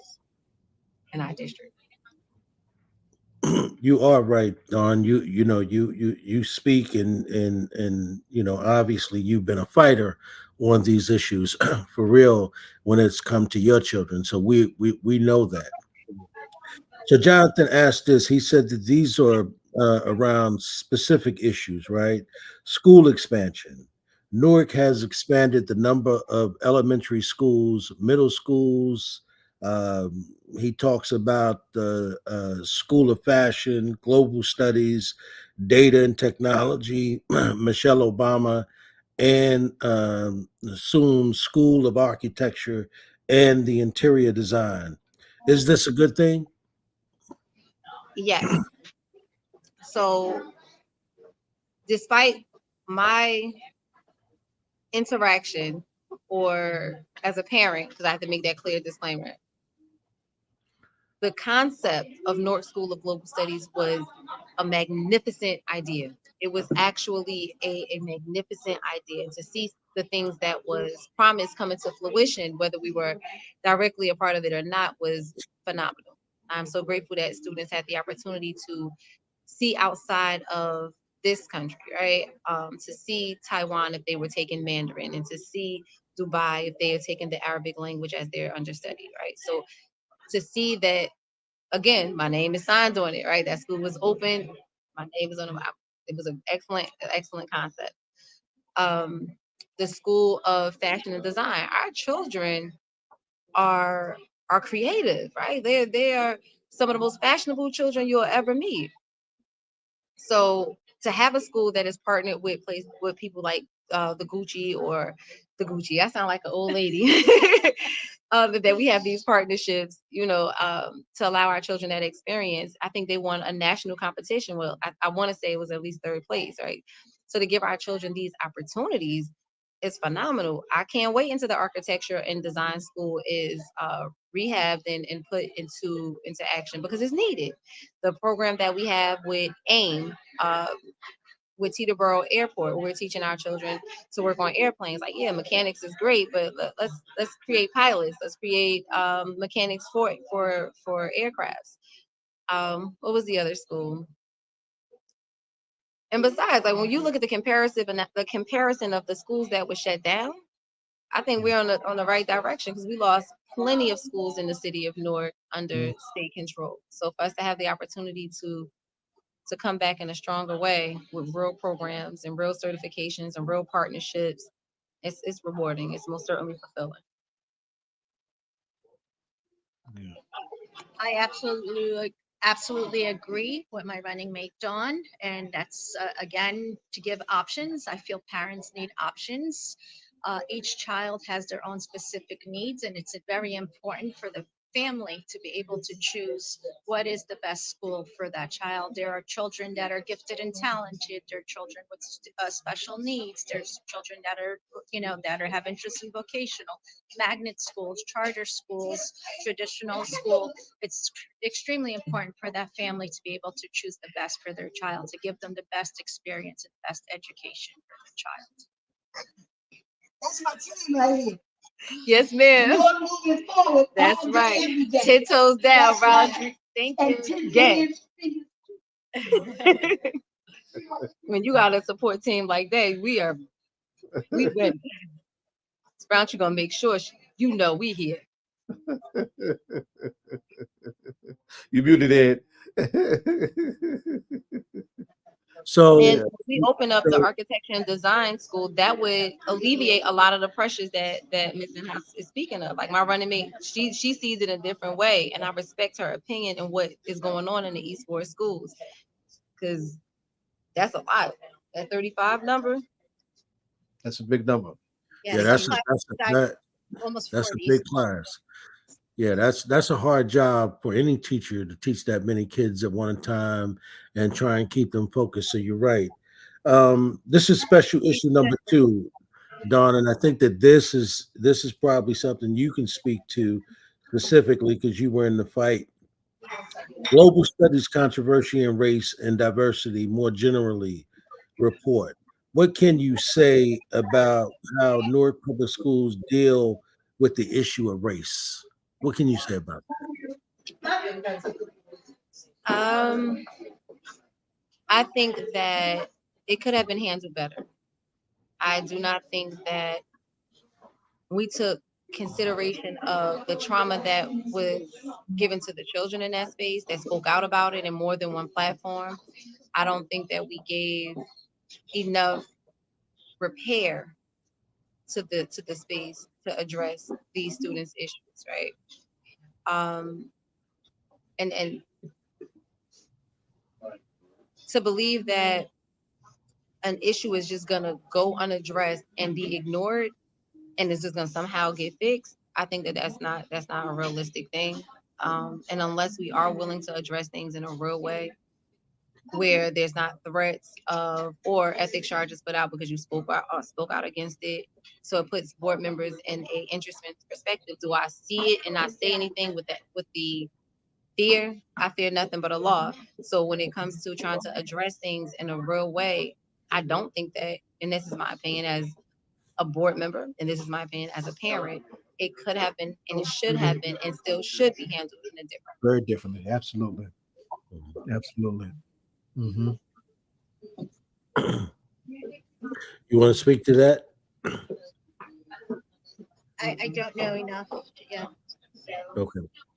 So then, let's talk about this is special issue number 3. This is important, right? So 16 years ago, 16-year-olds will soon have the right to vote in schools board elections.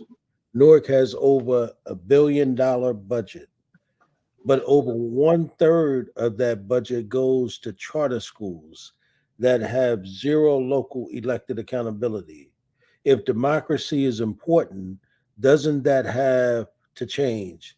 Do you support charter schools coming under the control of the local elected board of election? Why or why not? You want to take that one? I personally support it. I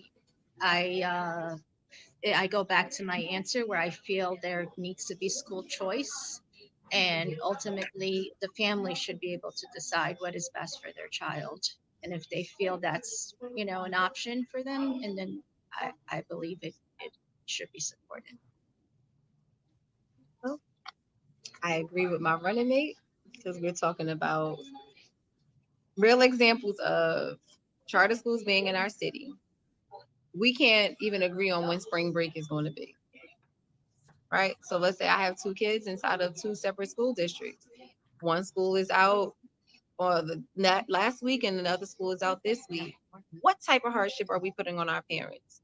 We can't even agree on the calendar being in sync, right? So when there is no accountability, parents come to me just because of my accessibility, and it's like a disappointing feeling to say, well, sis, I really don't have a say so inside of public schools. I can't get on the phone and text their superintendent because most of the time you don't even know who their superintendent is. So yes, I do believe that it should be under the ambience of an entire ecosystem where there's one central head, and it should not be in control of the state because the state don't have enough eyes and ears to what's going on inside of our district. So even as something as simple as a transfer, if there was one governing body over all of the schools in Newark, that transfer system should not be as difficult. Mm, mm. Specific issue number 4: academic recovery from effects of COVID. What is the district doing to contract the effects of COVID learning loss? Many of the students fell behind, particularly third grade reading scores.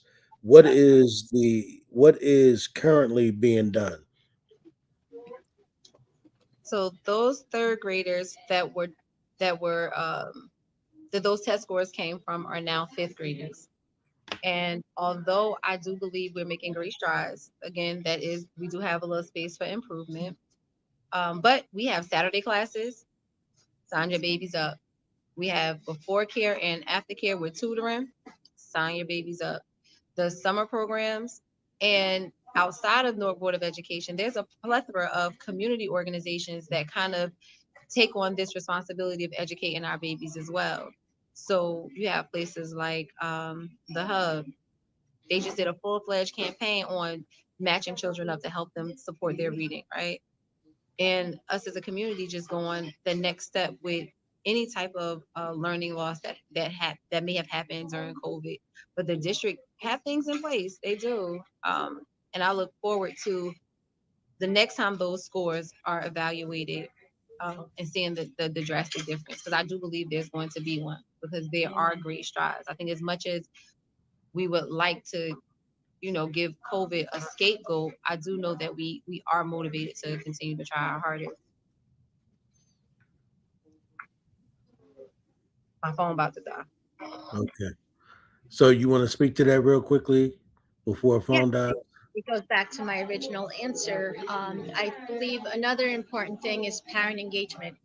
It's extremely important, especially from, parents need to be notified. I believe sometimes parents send their children to school and they believe they're getting educated. And if that child is not learning, there has to be, some communication where the parent is aware, and then sign your baby up, sign your child up for the pre and after tutoring programs, the Saturday school, the summer school. It's not a punishment. It's just to help every child learn and keep up and want to continue coming to school. Zaid, anything you want to add before we Yeah, two things. Well, first, I want her to tell more about herself. I want her to tell her story. We know Dawn's well, right?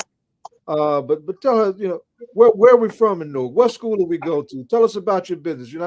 Tell us more about you. Yes. I'm born and raised in Newark. I have a family run business. Right now, it's myself and my brother because my parents have passed, unfortunately. It's in the Ironbound. It's in the Ironbound section of Newark. Um, I've recently become a board member, but I have been a member of the Mayor's Commission on the Status of Women probably about 10 years now. I'm a member of my daughter's PTSO. I'm the president of the oldest standing social club uh, of, I believe, all of New Jersey. I'm a member of the IBID, Ironbound Business Improvement District, and I'm involved in the community. I love the community. I love to help. I was approached and I felt this was going to be a good match with my running mates after meeting them. That's extremely important to be involved and really make a difference in our children's lives. We have our running mate, Kanileah, here now. Oh, Camilla, Yes, how are you? how are you? I'm fine. Oh, like young lady. Walaikum salam, Ramadan Mubarak. I'm Madame Kareem. So Camilla, we asked a whole bunch of questions, and we've got about Mhm. 10 minutes. We probably need to get you Okay. back on Yeah. at some point as well to give you equal time. Okay. So I think John did schedule you for next week. Is that right, Don? To give her Yeah. equal time? hmm I think you are scheduled for then to come on. But Zaid, you had a second question before I asked them to. I was going to ask Dawn, and Dawn know where I'm going, because Dawn is when CVI, community-based violence intervention month, right? And one of the things that we're trying to figure out is to make the relationship between the school system and our community-based violence intervention ecosystem, more organic, right? Yeah. What do you think needs to happen, daughter? What spots are we missing? Who do we need to touch? What do we need to touch up to try and improve that? Open the doors to the schools. Allow the community partners that's been vetted through the city, that have compliance with the city inside of these buildings, and help with mediations within our community, right? Like nobody knows our children better than we do.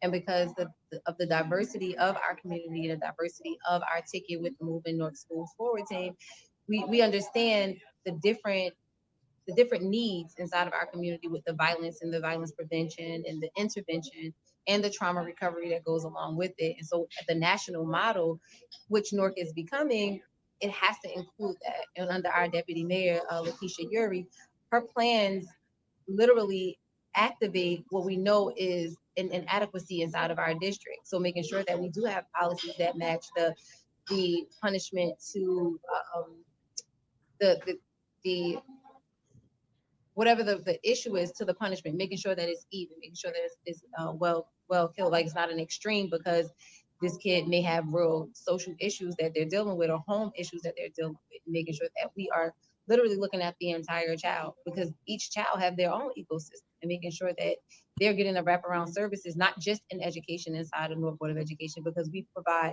services like social workers in the school district. We provide third-party vendors, mentoring, and all of these other avenues that assist in making not just the school a safer environment, but the entire community. Because when we start not looking at our children that are being that's falling through the cracks, they're also turning into perpetrators of stolen cars and robbery. And when we have the youngest arrest person 10 years old, okay, do that speak to those that those third graders that can't read, right? Are we speaking to the direct correlation between violence and the lack of education or services being provided within our school district? I know you knew the answer. Yeah. It sound like you've got some experience on that, Dawn, that really sound real clear. So But thank you. it's important for the community to hear it. Again, this is a Yeah. teaching platform. We do this, we do the work, right? But there's still pockets of our community that doesn't understand and know what we do, right? Right. So it's important whenever you get a chance to reach folks and give them that information that educates them as to where they can go get some real help when they need it. It makes a difference. Yes, So what I'd like to do is give each of you ladies, an opportunity to just make a final statement. Anything you want to say in terms of, why people should vote for you, why people should vote for this particular ticket over all of the other folks. So either any one of you can go first. Yes, I believe each one of us has our own individual qualifications, our individual traits and experiences that we could incorporate into the Newark Board of Education.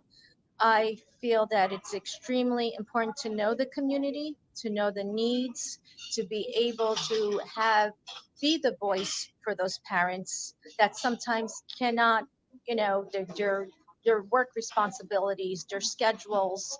Um, Children need that voice to be able to advocate and fight for their needs. Each child's need is different, like Dawn said. And I also feel it's extremely important to have those programs like mentoring, have the programs of, even therapy, to help each child individually so they could get the best education and have a great future. A3 is Helena Benhassa. Moving Newark Schools Forward. All right. Don, any final statements on your part? Any final statements? Why people should vote for you and vote for this particular team, to be elected? my name is Dawn Haynes, and I am A4, and this is my third term on this Board of Education. This is a not paid position. We don't get a stipend, a check, a gas card, none of it. So that means that I'm doing this out of pure love for the people of my community. That I on this team, when they told me that when we selected both of these young ladies to fulfill the vacancies on our board, and hearing their platforms, hearing what it is that they are passionate about, hearing what, and it aligned, right? Like, I'm not an expert in what's going on in the Eastport, not an expert with what goes on with our population of students that have autism. Neither of them are experts in what I do, but together, oh man, together you have a dynamite team that is not afraid, that's not gonna bite their tongue. I don't owe anybody anything. I I do what I do with the fear of God, not doing what I'm doing anything other than what I'm supposed to do. He holds us accountable. Right. Right. And on the day of judgment, nobody is going to be standing before me, standing to intercede for me. And every choice that I make has to come from a place of pure intent. And so that is why I'm continuously being on this board, because I have children in this district. I live in this community. I love my community. I support the efforts of our leaders and who we chose to be our leaders, and trying to make sure that whatever they put before us, that we're assisting and executing those plans. And so with me sitting as a co-vice president and a former president, knowing that those roles and those decisions affect every single child that falls under Newark Board of Education, I'd be remiss if I didn't try to run again to continue to fulfill the roles and the objectives that has been set before me in my Well, We can hear you know who in the background. It's all right. yeah. Miss Roundtree, she always needs well. So, good evening, everyone. My name is Kanileah Anderson, and I am running on this ticket, Moving North Schools Forward. I'm running uncontested, actually, for the 1 year unexpired term, and my ballot number is B1. However, I'd rather you know my name and know who I am. So I am a parent of one. My daughter is on the autism spectrum.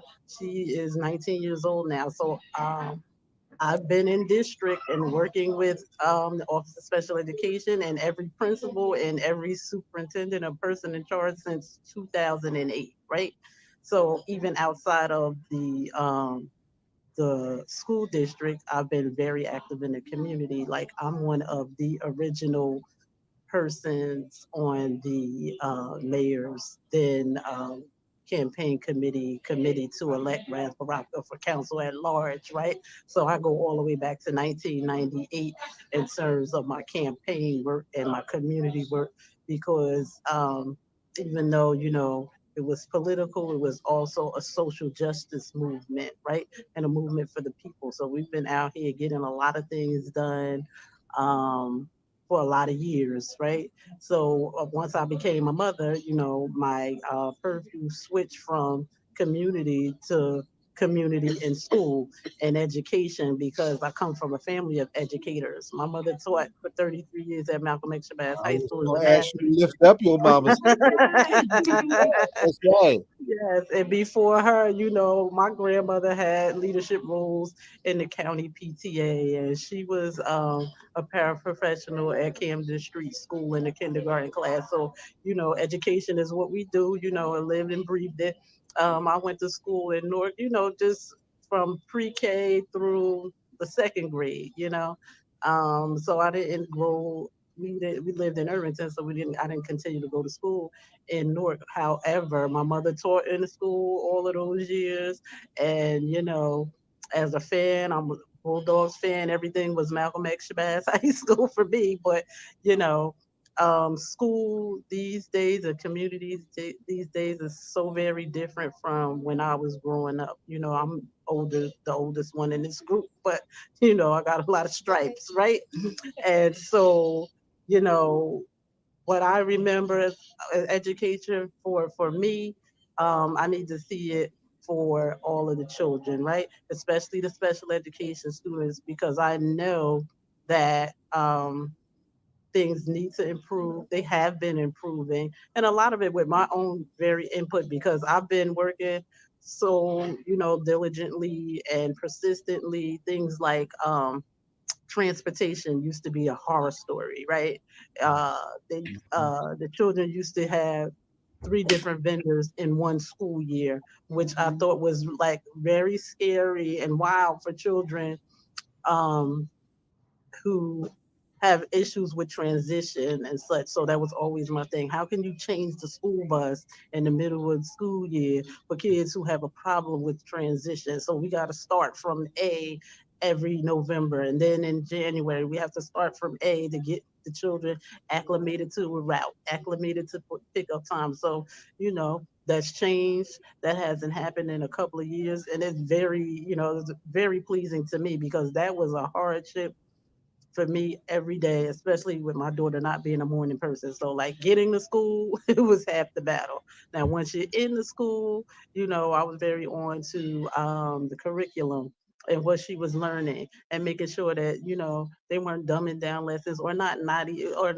just not even teaching the kids at all because sometimes kids get into school and they make it a thing about um controlling their behavior or what have you. And in school is where you work with the whole child, right? I'm a social worker, so you work with the whole child, but sometimes if you're not a dynamic educator, things may get lost on your focus of, I just need quiet in my room, or I need specific behaviors to be going on in my room versus um, let me really get into learning how to create lessons and differentiate lessons in my room so all of my children are learning, right? So my daughter had a teacher in ninth grade and through the pandemic, and this one was very dynamic. She asked me yesterday if I would write her a letter of testimony for her portfolio, and I was more than happy to do that because we were partners. We were partners in educating my daughter during the pandemic. Very hard time for all of us. And she did a lot. And I was amazed by what she was able to do. But, stuff of that nature, I need to see teachers like her. I need to see education like her. I need the schools to be really inclusive places for the students, you know. Um, and my intent is to get out here when I can, get in the schools, see them firsthand, and make sure that the things that I'm speaking about aren't happening, that everything is going well for all the students. So, we got to be boots on the ground, so to speak, to see it, and we gotta, just continue to work. Like I just know how to work in a group, work as a team. We do have a good mix in our team. We have a good mix on the board. So, I look forward to continuing to work with folks. I've been on the board since January of this year. So once I'm elected, that'll be until next year. But, like Dawn said, you can't get in here and then want to quit after a year. So you'll see me again next year trying to be reelected because can't leave this work unfinished. My daughter is an adult, but we still live here and all the kids got to grow up. I have grandchildren, I got nieces, nephews, everything. So I'm in it for the long haul and, and not looking for any money. I'm just looking for personal reward and the blessings, right? In full transparency, I've known Kanileah since she was quite young. She said, "That's Baba Zahid." Yeah, she was quite young, right? It's, Her mom is one of our bedrock community mothers that I go back to the late '70s with when I was on that front door in Wow. 25, right?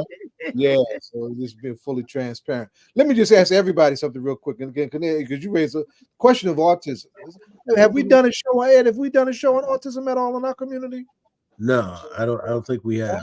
Between No, Kanileah, okay, I'll do that. we got some autism warriors in our community. Yeah, yeah. Hmm. Conversation Hmm. might be good to have. So I just want to Yeah. flag that because we Plant got that some seed. really doing some real work. I mean, Wafia is one of our gems that came out Yes, of yes, 25. yes. Yeah. Yep. Yes, that's Yep. yeah. Yeah, Let's we just definitely want to lift that up. We definitely want to lift that up. Oh, Sister yeah, this Jamila, is we want time to because definitely, next month is Autism Awareness Month. yeah, so we definitely want to have you on just to talk about that. But Hmm. but next week we need to have you on so we can give you equal Okay. time. your time. Okay? Yes. All right. So Okay. that way everyone can hear your Very. platform because we've got the other candidates as well coming on next week, right? Okay. So, but we need to make sure we get you and your other running mate on next week. Okay. We give Verily y'all equal Santana. time. Mhm. Yep, we give both of y'all equal time as Okay. well. And Okay. I just want to say thank you. I feel your spirit.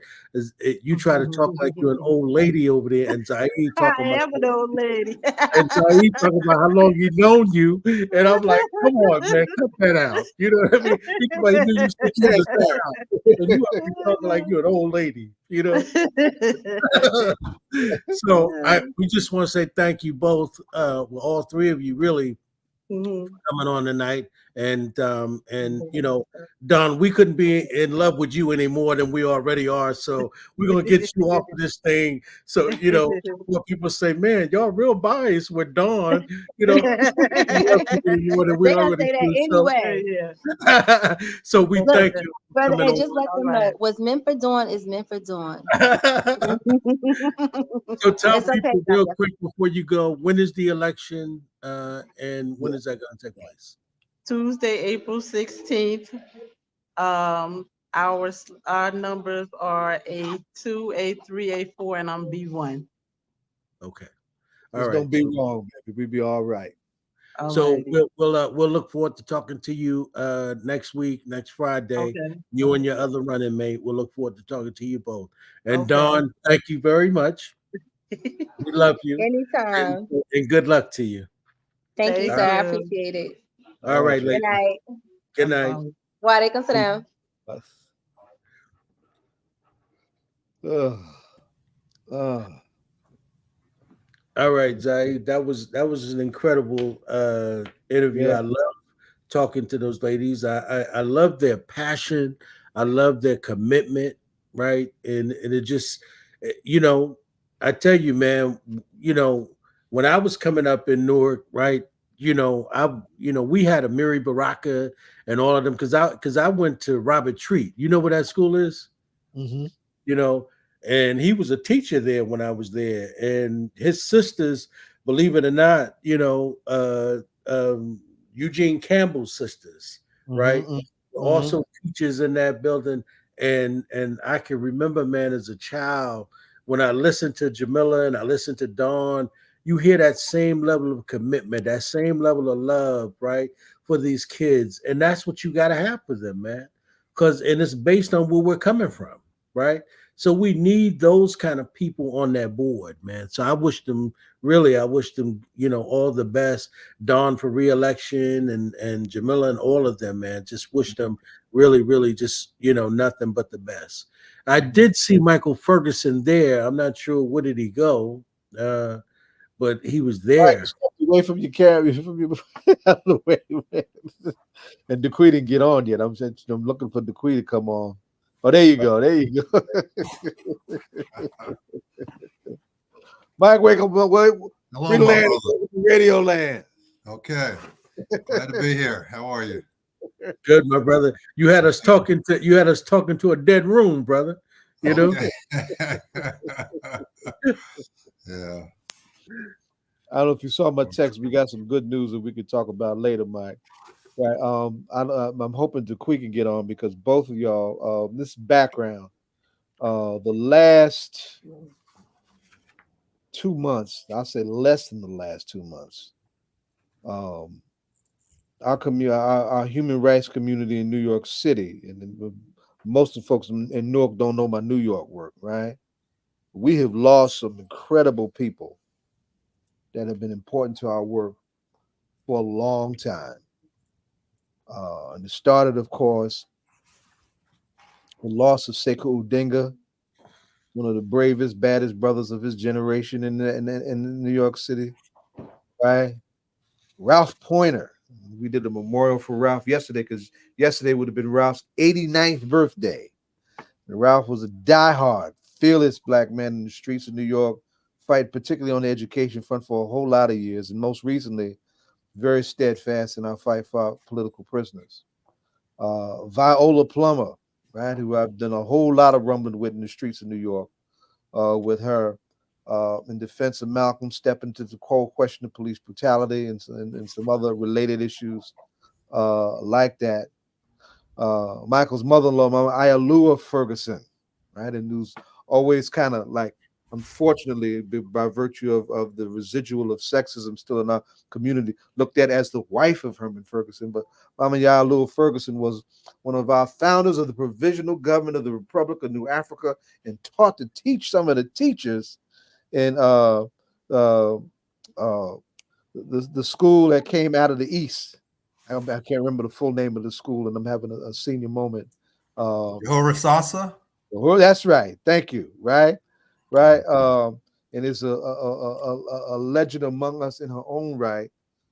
We just lost her, and just a couple of days ago, Joan Gibbs slipped out of here. One of our people's lawyers, right? Yeah. And Joan goes back on a lot of fronts with us, particularly on the question of our political prisoners. Those COINTELPRO papers. She was your father's lawyer, right? Was one of our founders of the Malcolm X Commemoration Committee. And recent years, very important in terms of our solidarity work with Cuba. She basically got the delegation that I went to Cuba with this past summer ready for whatever could have happened by virtue of the continued U.S. hostility to us, demonstrating our solidarity with Cuba, right? So we've had some losses. Yes, we have. Yes, we have. Every last one of those folks are very committed. Of course, I wanted to lift up with Mike and Dequi. I wanted to lift up Mama Iyaluua, Herman, and Sekou in particular with them because we're closest to them. But of course, with the time that we have, we can have this conversation and shape it any way y'all want. And then, Mike, let me just introduce you properly. And Michael Ferguson is now the treasurer of the Malcolm X Commemoration Committee, now in his 31st year. That was founded by his father, Herman Ferguson, our founding chairman, right? With some of his comrades from the Muslim Mosque Incorporated and the Organization of Afro-American Unity, which included people like Yuri Kuchiyama, one of the baddest champions of international human solidarity of her generation, who shares a birthday with Malcolm, right? People like Earl Grant, who wasn't one of those folks, I used to do security for Malcolm. Earl really did, right? Earl really did and was really one of the top soldiers that was close to Malcolm and very important in the defense of Malcolm's legacy for a long time. Dean Reynolds, Malcolm was her minister and number 7 is, all of that, right? And one of our a long-standing community mother, and her daughter Naima is wound up being a comrade and soldierette, if you will, for Kwame Ture's All African People's Revolutionary Party. So fruit didn't fall far from that tree. Butch Gladstone, and some others, and Iyaluua and Herman grabbed people like Sam Anderson, right? Who SNCC warrior, who was a part of that SNCC wave that became Panthers, coming out of Lincoln University when he was a young man, and one of our baddest teachers and educators in his own right. Joan, who was his lawyer, right? Myself, people like Omar Shabazz and others to build out what became the Malcolm X Commemoration Committee. And I've always said that the Malcolm X Commemoration Committee is also a vehicle that emerged as a part of the continuity, the continued work of the New African Independence Movement. So, Mike, welcome to the show. Thank you very much for having me, brothers. Yeah. Let's Mike. Welcome to the show. Let's talk a little bit about these folks we lost. First, we got to talk, and we never really get a chance to talk to you about growing up, Ferguson. Mm-hmm. Growing up with having a Baba like Herman Ferguson in the house, right? Mm-hmm. I know you got some stories to tell, because he was an amazing man. He definitely was an amazing man, an incredible man, and besides being the icon that he was in the Black liberation struggle, I got to see him. He's just my dad, my father. I was with him, to an awful lot. I can remember him taking me, I don't know, I might have been 13, something like that, to see Malcolm X when he would give the speeches on 125th Street, and I want to say Lenox Avenue or something, on the street corners. And I can remember him taking me to a couple of those rallies. And after the first one, we're walking back to the car, and he says, and he hadn't quite morphed into a full-fledged participant in the Black liberation struggle at that point. And that was another thing about him. It was really an evolution for him. He grew up in the South, in North Carolina, the Jim Crow South. Went to school down there, went to Wilberforce University, but it was an evolution really for him to become the sort of the soldier in Malcolm's army that he became and all. But anyway, what I was saying with this story was, we're walking back to the car, and he says, son, that man's telling the truth. He said everything he said is just true, and I sort of, saw him as he became sort of a disciple of Malcolm's. And of course, I think, as you mentioned, he was in the AAAU, the Organization of African American Unity, after Malcolm left the nation, and had a very important position. I believe he was the like the education person, in that organization. He was, of course, present at the Audubon Ballroom the day Malcolm was assassinated, and he saw that firsthand. And so, yeah, he was an incredible man, incredible father, incredible revolutionary, and Iyaluua was just his partner in all of his revolutionary activities. When he was brought up on these charges in the late 60s of attempting to assassinate Roy Wilkins and Whitney Young and all that, she sort of put together, headed up a defense committee for him. And it just developed from that. And she was, just his, almost the wind beneath his sails. She was an advisor to him, counsel to him, partner, wife, confidant, and together they did. They just did amazing work here, in educationally before. They were in exile in Guyana, where she joined him in about 1972, and again was his partner and worked. They worked in national service. They were confidants of Forbes Burnham, who was the president of Guyana at that time, which had recently, gained independence from Britain. And they were working on, one of the things that they did initially was work on a lot of the curriculum. They had a lot of, the school system there was British, and the stories and the history books and all. Yeah. And Forbes Burnham sort of had my father, work on, he worked at a publishing house, right? Really established a publishing house. And they put out, they put out books and all, which with, an Afrocentric perspective rather than the European perspective, which it had been. And he worked with Zaid. What was the illustrator? The brother that he would do the illustrations for the books. But my dad was involved with the actual content of the books. You know who I'm talking about? No. I want that to come back to you. Yeah, it'll come back. I'm having a senior moment now, but it'll hit me.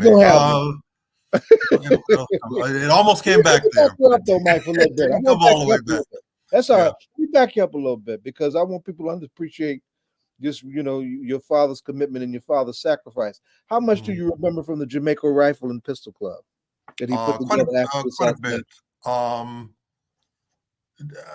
One thing I would just like to say, clear up, in terms of Iyaluua, I'm actually Iyalua's stepson. But my father, again, he really sort of became a disciple of Malcolm X, and studied the problem and read Fanon and all that, and he brought that into the house, and that supplemented very much so what I was learning, in the miseducation, I was getting in junior high school and high school and so forth. I remember I tell some of my friends or classmates. My father had me reading this and that, and one time he came in with the Kioni. That's your father, he was just sort of ahead of his time, and had a perspective that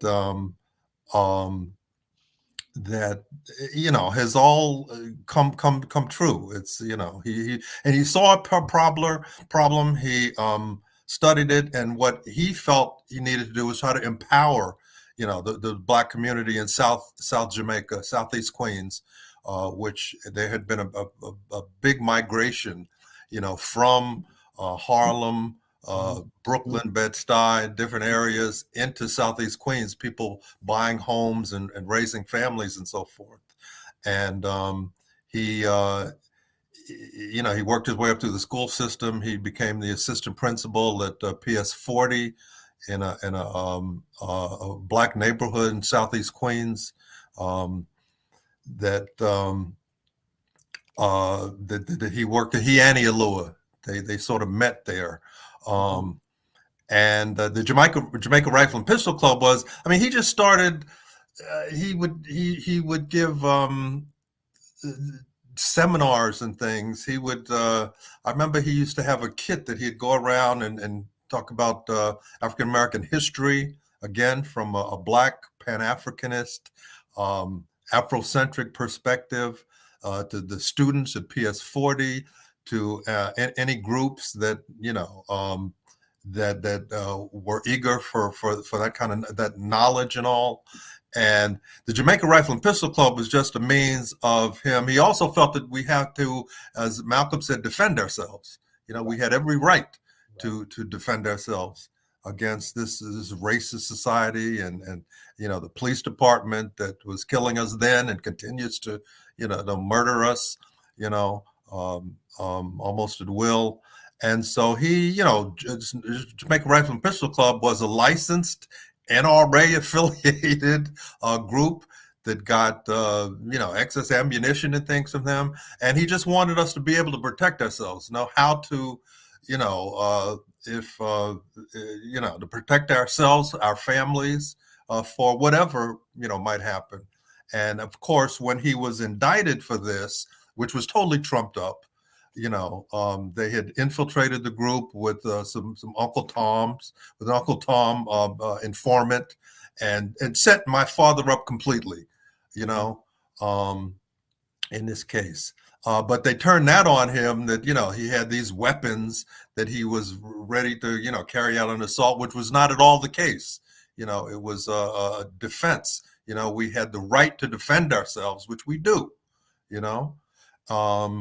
And anyway, to answer your question, that's where the Jamaica Rifle and Pistol Club was formed. I remember that. He initiated a selective buying campaign in Jamaica. There's a Jamaica Avenue corridor in Southeast Queens, still a very bustling corridor, a commercial corridor, but they were not hiring, Black folks. There were very few, were like no Black businesses. And sort of the worst thing was there was this a bank, I believe it was the Jamaica Savings Bank, that had these murals up on the wall, and one of them depicted what they call, and these are supposed to be pictures of Jamaica scenes or Long Island scenes in Long Island, and for the Black depiction was of Banjo Billy, who was sort of a banjo playing. It was just not at all representative of what it should be. So they started up, they picketed the bank and wanted them to take down that mural and put up something much more representative of Southeast Queens in terms of its depiction of African people. And he had a selective buying campaign, which was somewhat successful, got a lot of publicity and so forth. He actually had Malcolm X come out on a Thanksgiving, no less, and speak at the St. Albans Plaza. I remember he had H. Rap Brown once out there also. And he was just organizing the Rifle and Pistol Club, the selective buying campaign. He was approaching the Jamaica Chamber of Commerce. He was very involved in the with the school system, in the community problem around community control. He worked with Rhodey McCoy, Ocean Hill, Brownsville. So he was very dangerous, a very dangerous black man. A black man who had sort of was on one, I would say, career path, but realized that he had a duty to his people, to his community, and they, the police and so forth railroaded him. As a matter of fact, just another side, when after Malcolm's assassination, he was one of the people that they called in and talked to him about what he had seen and what had happened. And they told him, Ferguson, we're watching you. We got you on our radar. And that did not deter him at all. And he continued doing, what he needed to do. And anyway, he was exiled. He took exile. He was actually supposed to. He got convicted. He lost his appeal, and he was supposed to go to Attica. Right. He very well might have. He hadn't gone to Guyana. He very well might have been in that 1971 Attica revolt, and he would have definitely been targeted. No doubt about it. Yeah. So, he went to Guyana. Iyaluua followed him there. They engaged in nation building in Guyana. I think it was difficult for both of them. They had to leave their home, their families, and so forth. Iyaluua had to do that also. But it was, I think it sort of solidified their bond and all, being in a black nation, a newly liberated black nation, and being able to have the cooperation of a government that was looking to, acknowledge their African roots and to break away from, their colonial ties. And, as he was there for 19 years, came back of his own accord, and then worked another 20 years, in the movement. I guess I'm talking a lot, and Zaid, I'm actually not much of a talker, but on this subject, this is long overdue, right? And this is how we this is how we tell our stories, how we claim the shoulders we stand on, all that. But I went back because I wanted this to cover the ground, because I wanted to see your father's character, Iwa Pele in Yoruba, right? The most important thing that we have. I wanted them to see the commitment, right? I want everybody to see and hear that nation building was not sloganeering, right? He was already doing it when he stepped into movement space and went, and we didn't even touch really the provisional government, the founding of the provisional government. I want us to come to that next, but having been pushed out of all that he was doing by virtue of being targeted by COINTELPRO and having to go into exile, he took all of his nation building instincts and values into real nation building space and did it. Both of them did it and did it well, right? I mean, he retires from Guyana's military. Not just today, he was a teacher too, but he retired from the military as a colonel, full-fledged colonel, right? Serious military man, had those instincts and that training for a long time. And that rifle and pistol club, a lot of those young folks who came to those ranges wound up forming the New York chapter of the Black Panther Party, like Sekou and all of them. So I just wanted to just let that air out so folks can see that, and then we start bringing that together. I don't know what happened to Dequi, because this would be a great space for her to jump in like right now. But she's been on, and we'll definitely get her back on. But let's shift a little bit now. Let's talk now about, and I said son-in-law, right? I should have said stepson, my bad, right? But let's talk about our beloved Iyaluua, and because she was a force in her own right, and she was absolutely built for him. Yes, yes, she was. When we would talk, when we were doing the homecomings, almost everybody, man, woman, child, said, I have never seen Mama Iyaluua, Grandma, Gigi, or whatever, all them levels. I've never seen her. She was always, like right here. And that, being with a military person, being faced with the pressures of political repression, you need that kind of bearing to be able to walk in that space, carry that load for as long as they did it. And they did it for a long time. So so you laying all that stuff out, you painted a picture that I wanted folks to see about that incredible man and woman that both of them were and are, and why they're so very dear to us. So let's talk about Mama Iyaluua a little more, right? Because I mean, she was a force. You knew her as well as anyone, right? I'll share mine to help, just to round it out a little bit. But talk about it. No, she was she's a remarkable woman. I said it at the at her home going. She's an educator. She was a wife, a mother, an author. We need to talk about the book that she authored, his biography, and she's the only one that he really would have allowed to do it. That could tell the story right. Now let me build. Let me help you with this here, right? A minute ago, how many? Two shows ago, Ed, we had Annette on.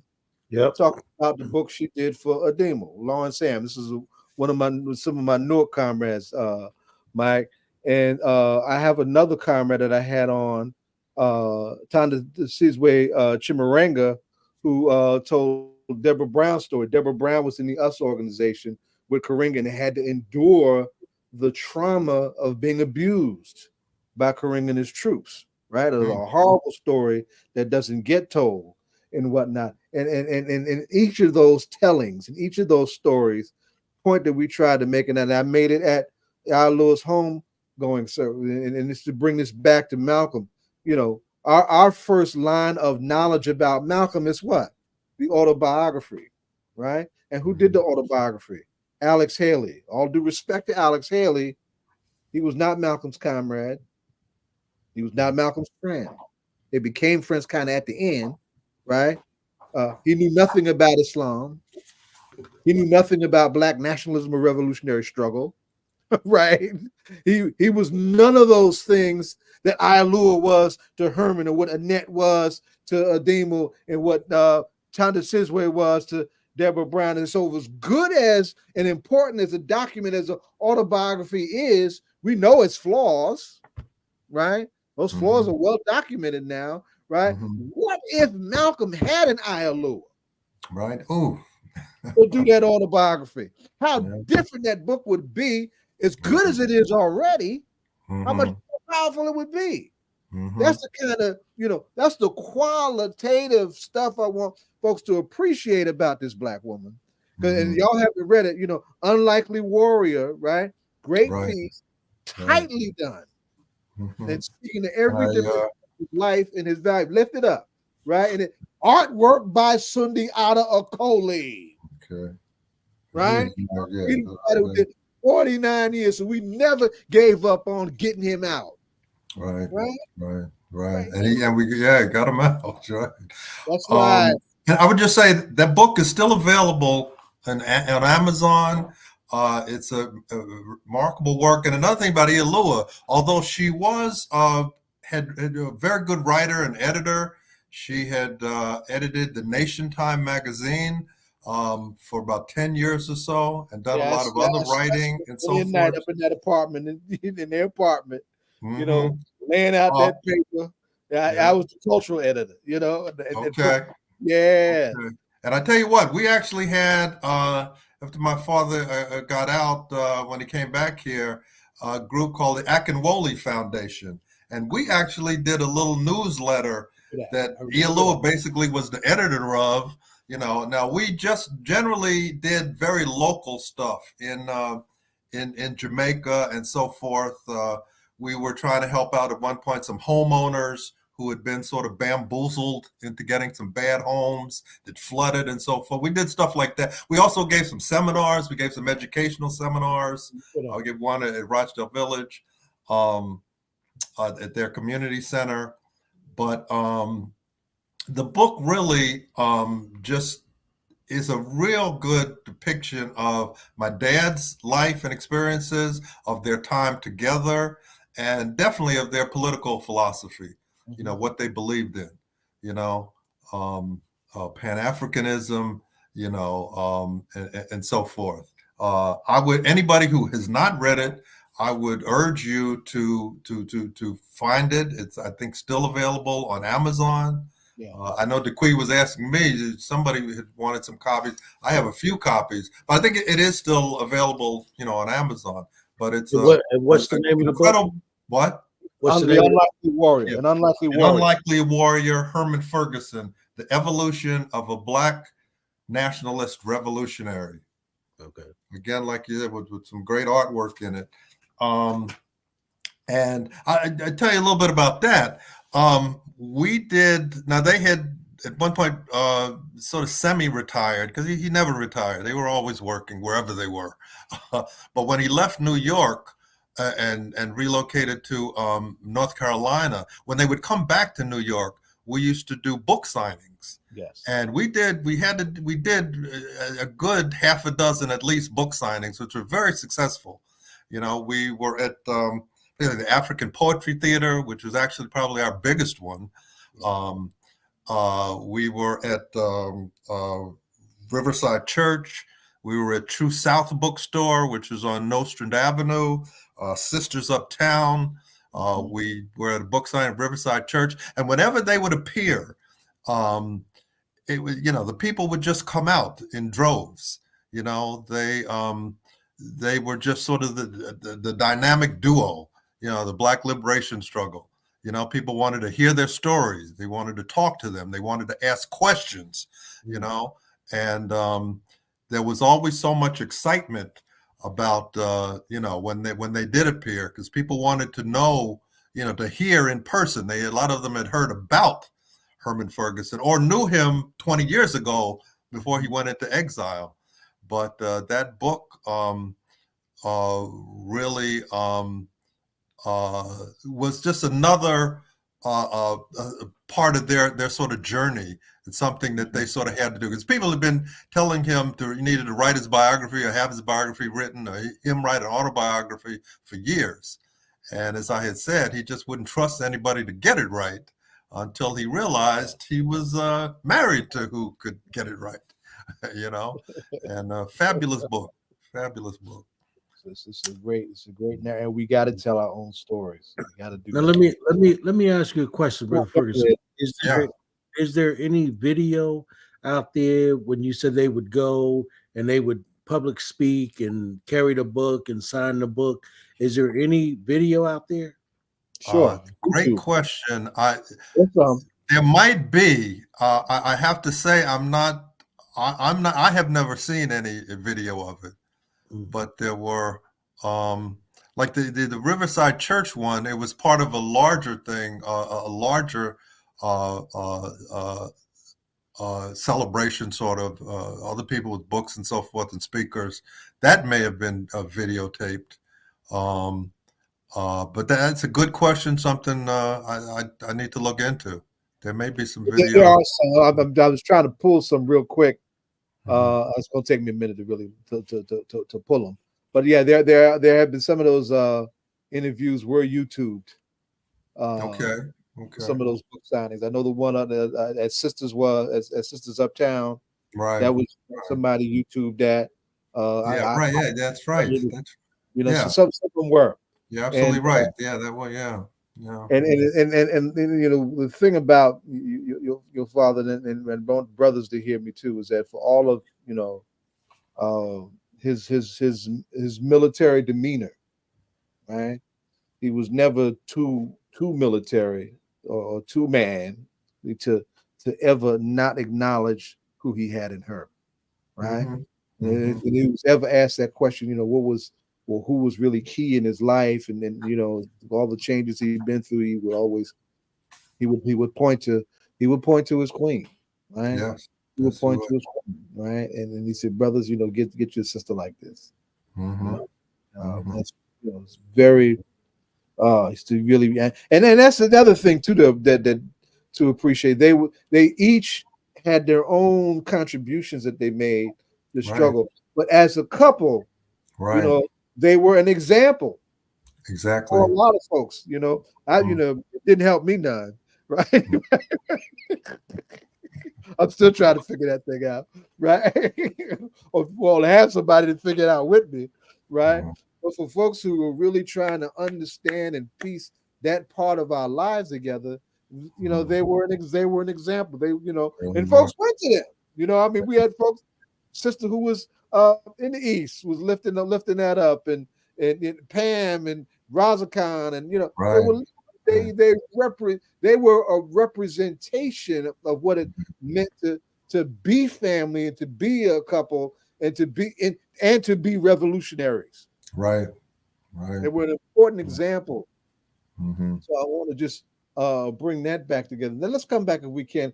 How much do you remember about the actual early days of the provisional government? And of course, the battle of Mother Bethel and the emergence of people like a Matulu Shakur and a Sekou Odinga in their lives. Mm-hmm. I remember a lot of that because I got after he had come back, we were very close. I worked with him in a lot of the activities he was involved in, and I knew a lot of the with the provisional government, what an important step that was. And, Mama Iyaluua was a signer, I think, of the first declaration and so forth. Uh, their attempts to set up, they did set up sort of uh, uh, a sanctuary or a place in Mississippi, and some of the difficulties they had there with the authorities and all. But what happened at Bethel when they actually came under fire for organizing, Yes. and they were very fortunate. That's in the book to get out of there, unscathed. And again, that was where their commitment and love of the community and so forth, and also, frankly, his military background, and they sort of knew what to do when something like that happened, to so that there was no loss of life or anything. So yeah, I recall. A lot of those. It's just amazing, all the organizing and all the work he did, around reparations and so many other things, political prisoners, the Malcolm X Commemoration Committee, the dinners, that we gave on behalf of political prisoners, which a lot of them look forward to, and people were aware of it. It would come out, and would just say we hope that we can, Zaid is the chairman, the president of the Malcolm X Commemoration Committee now, and we would hope that in the near future we will again be able. We've been doing things virtually, putting together, and Zaid has done a magnificent job putting together panels and so forth against about the various topics and all. Until I got zapped by the zap. Yeah, but we got trouble with that. Yeah, with what is it, YouTube or yeah? But Yeah. listen, we'll overcome that too. We're on the road. We're on the road to victory. There are bumps in the road. 500 people were original signers of what became the provisional government of the Republic of New Africa, who included people like your father and your stepmom, Queen Mother Moore, Imam Jamil El Amin, who's still in prison, and a whole, Robert Williams, his queen, right? All your bunch of folks, right? Dr. Betty Quiet as Kept was the original signer, right? So it's it was that was a real and in that incident, the provisional government had its guard, it had its armed guard, the legionnaires who were defending by force of arms, who was defending everybody in the space, and a young man who's still not 18 yet, I don't think, by the name of Mutulu Shakur, one of the cubs of that whole that whole movement at that time, took personal responsibility to cover both your father and your stepmother, and who would later emerge as one of our most important voices from his generation on your father's shoulders and whatnot. And then of course Sekou was in that mix too, and we were blessed to get both of them out. Sekou, actually, we got sick, and when Sekou was getting ready to walk, I didn't believe. I said, "No, man, they gonna let Sekou out now."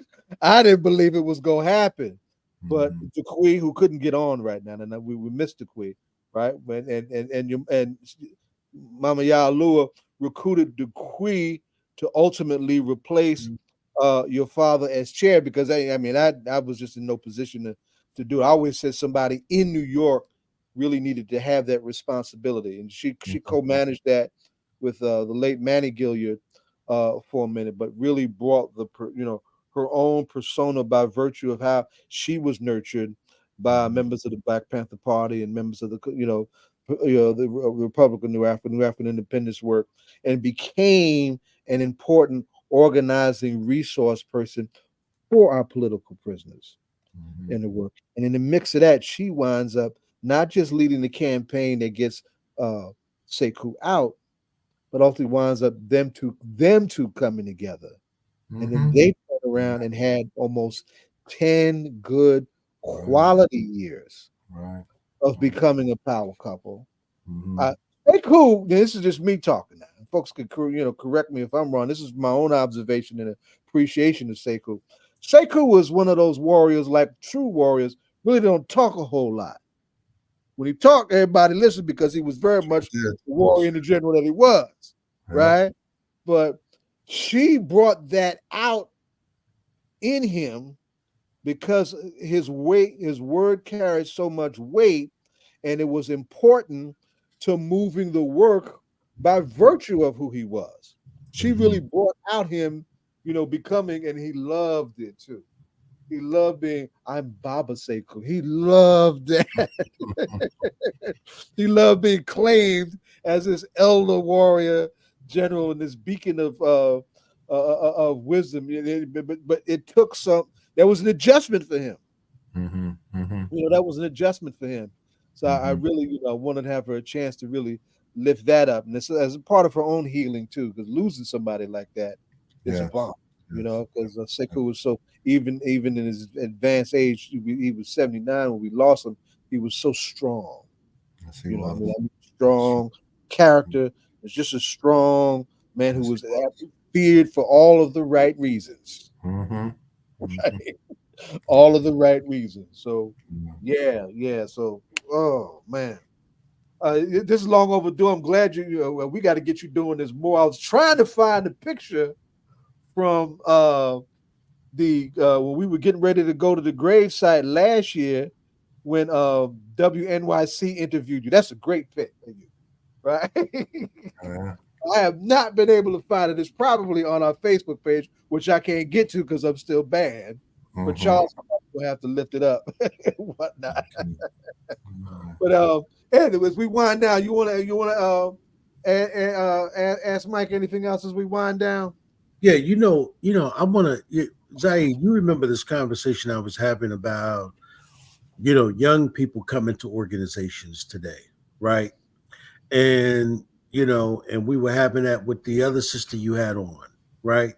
And so I guess, to ask Brother Ferguson, because, and we brought this up a little bit with the mayor, right? When we were talking about, when we were coming through in the 90s, like 30 years ago, in undergrad, law school, and all of that, you know, we were much more active in the movement. Today, it doesn't seem like that, right? It doesn't seem like young people today really is that our fault, right? It doesn't seem like they are that engaged one in politics from a black perspective, right?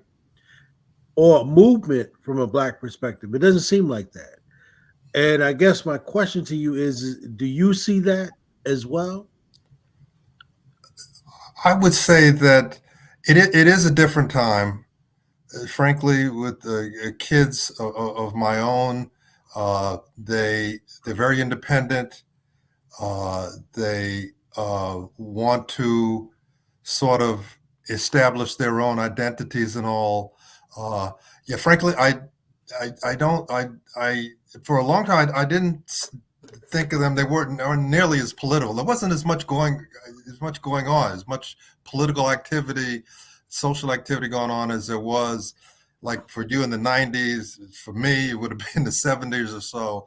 But I tell you what, I was really um, there are there is activity on I believe on these college campuses and so forth. I was very impressed about like even the this Israeli Hamas war, where they are they are forcing these universities to listen to the Palestinian side and have in support with Palestinians to the point where some of these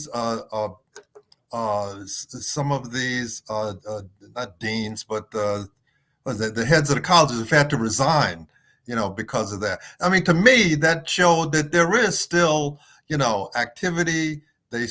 There are still people, maybe not as much as back in the day, but there is political awareness. There's so much information now that's available, alternative information that we didn't, as I say, I used to get it from my dad, but now it's all over the internet. You can find a lot of information, and I think what we have to do is myself as an elder and folks that have been in the movement is to just tell them about what has gone on before. Tell them about how the reason they have what they have is because they're standing on the shoulders Yes, of sir. people who have given up so much and been in the struggle and so forth. And I think if we do more of that, I think there is a consciousness. It's still, in colleges. I mean, that's what college and all is supposed to be about. Right. You understand, you read, you get a different perspective, you learn to think for yourself. And That's what Malcolm told me. so I'm really I hear what you're saying, brother, but I really think that there is hope out there, and that there will be a resurgence, if there is not already a resurgence of political activity, and more of the young people do get into the Black liberation struggle and join groups and so forth, and that we will be sort of reinvigorated, with the youth, because we definitely need them. We don't have but so much longer, so we got to have somebody to take our points, and there's so much still to be done, because they are reinforcing, the powers that be that are against us. They keep coming, so Right. the problems have not been alleviated, and a lot of things have not gotten better, really. So I'm hopeful, I would say. The reason one of the main reasons I keep bringing this up, with brothers and sisters who got that history, because as you know, there's a different language that's used now, right? So when you talk to young people, when we were coming through, we used this language called consciousness, right? We were conscious. They use a language called woke, right? Yeah. Like I'm woke, right? Like, okay, does that mean you are aware of what the hell is going on when you Right. tell me you woke?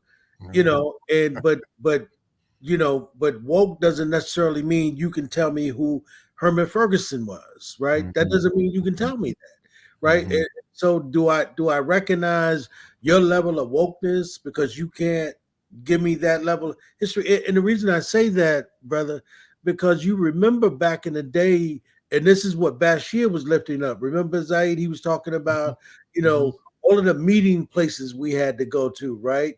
Like when we were coming up, you could find a meeting that you could go to on almost any day of the week, right? Where you could go and find there was some sort of revolutionary that was holding some kind of meeting, right? When you think about Attorney Madison, right? Remember, he had the slave theater, he had something going on. Remember when Sister Soldier was coming through? Remember they would be speaking at some churches somewhere, sort of like what Malcolm was doing, right? What your father was involved in. There was some African something going on, and there'd be some speakers there. We don't necessarily have that like that today, right? And I get it that you say it might be because of technology, right? Might be because these kids have all of this stuff at their fingertips when we didn't have that. So we literally had to go to these places and literally had to sit there and absorb that. And then remember, there were conventions, right? There was always some sort of meeting that was happening, and we would go to those things, and we would become politicized, and we would learn something about our culture, and we physically read books, right? Yeah. And I guess what I'm asking too is that what we don't see is that, because when I say this to the mayor all the time, Mayor Baraka, right? Because when you talk to young people and you I'm having that conversation to them, they don't want to talk to me about being conscious because they're like, nah, man, I'm woke, man. I ain't conscious. I don't know what the hell you mean by that, right?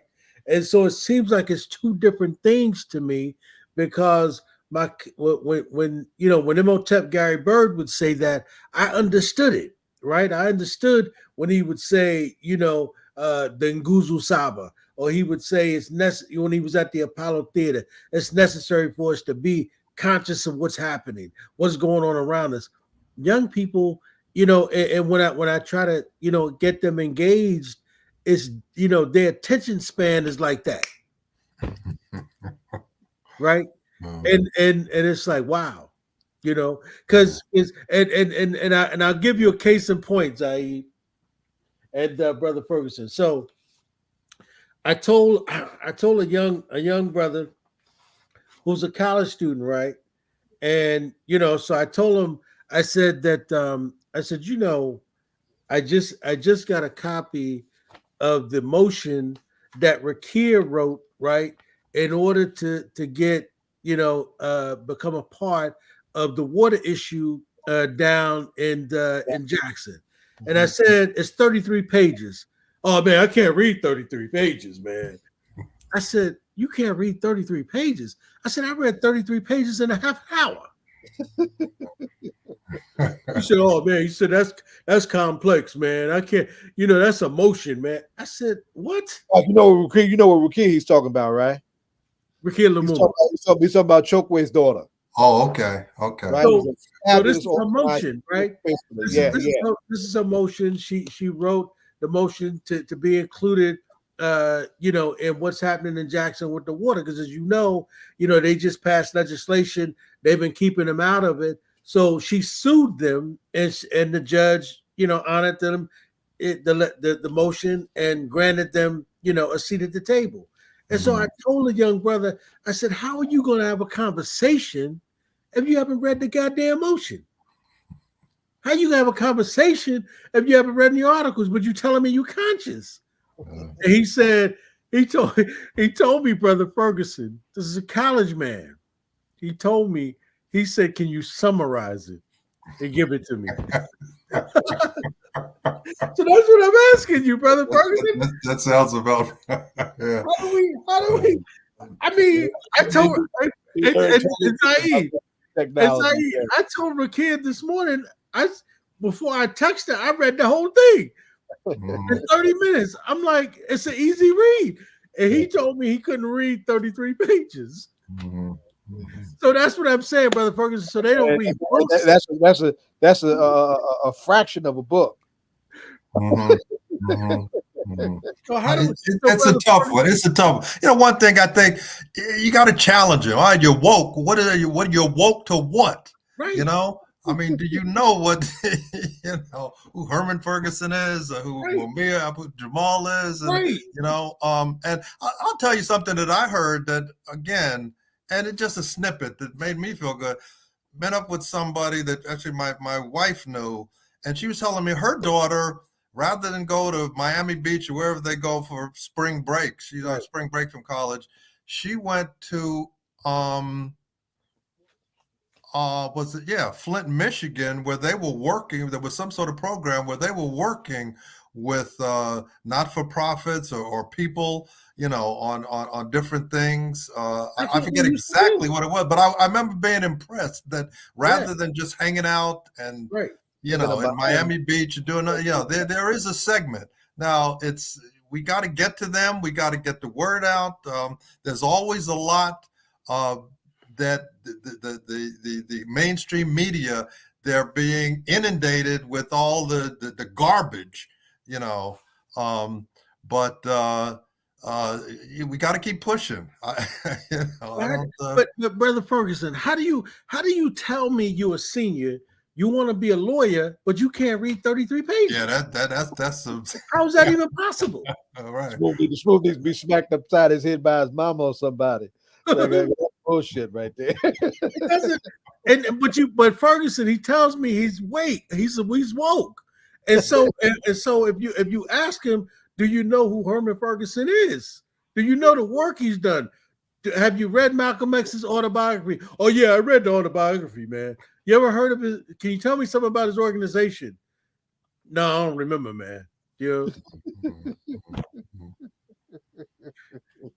So that's why I'm saying, Brother Ferguson. So somebody like you, right? And you giving us this history. I'm listening to you. I'm totally engaged, right? Because I know you know the facts, right? And I know you know some of the in-depth stories.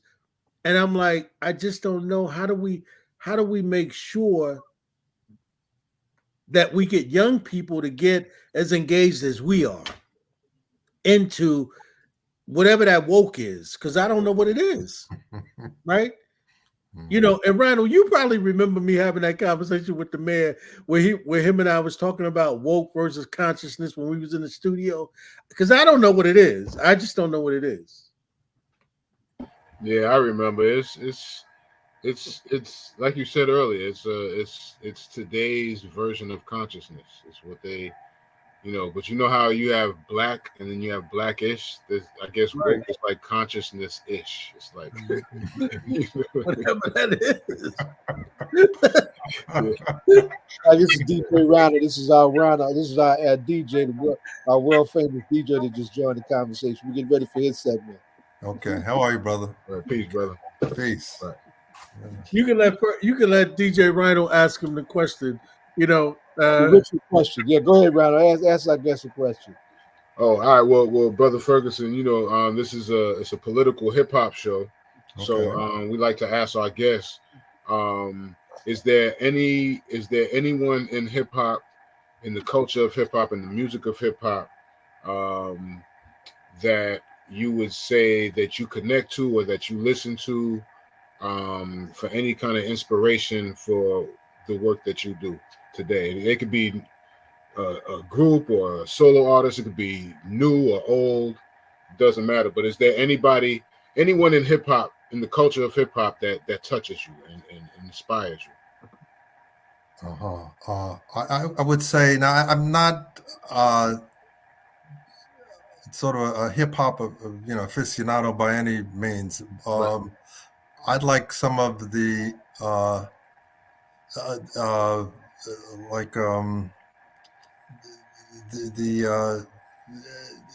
the Tupac, Biggie, the ones that sort of spoke truth to power. You know, and also what is I can't remember some of the names at all, but I like the political, the ones that are politically conscious, right, and that are conscious, not consciousness. You know? But you know, and they are out there. We have had them at some of our MXCC dinners. Uh-huh. The piece that we did definitely. So like Tupac's Public Enemy, KRS. Public Enemy. I like that. Yeah, definitely. Okay, they're inspiring. Definitely. Yeah. Mike, this was good, man. I'm glad we finally did this. Okay, thank you. And you know I'm gonna start throwing you out there more. You know that now, right? Okay. Well, listen, thank you very much for having me on, brothers. You know, you're doing great work. And listen, I'm gonna reach out to you tomorrow because Shep brought something to us, so we might be able to move on too, so we can get something back in order in terms of our work. Okay. All right. Sounds good. Yeah. Peace. Okay. All right, man. All right. Peace, brothers. Peace. All right. Okay. Yeah, it's a lot of legacy. Woo. A lot of legacy. Yo, that was a rich conversation, brothers. Yeah, and he was a godsend to me too, because folks are just dying off in the organization. Yeah. But a few of us left. I'm the last original member, right? Yeah. So you know, he was a godsend to me. He's got a more of a finance background, and he was strong in housing in New York City for most of his professional life. So that he's our treasurer naturally.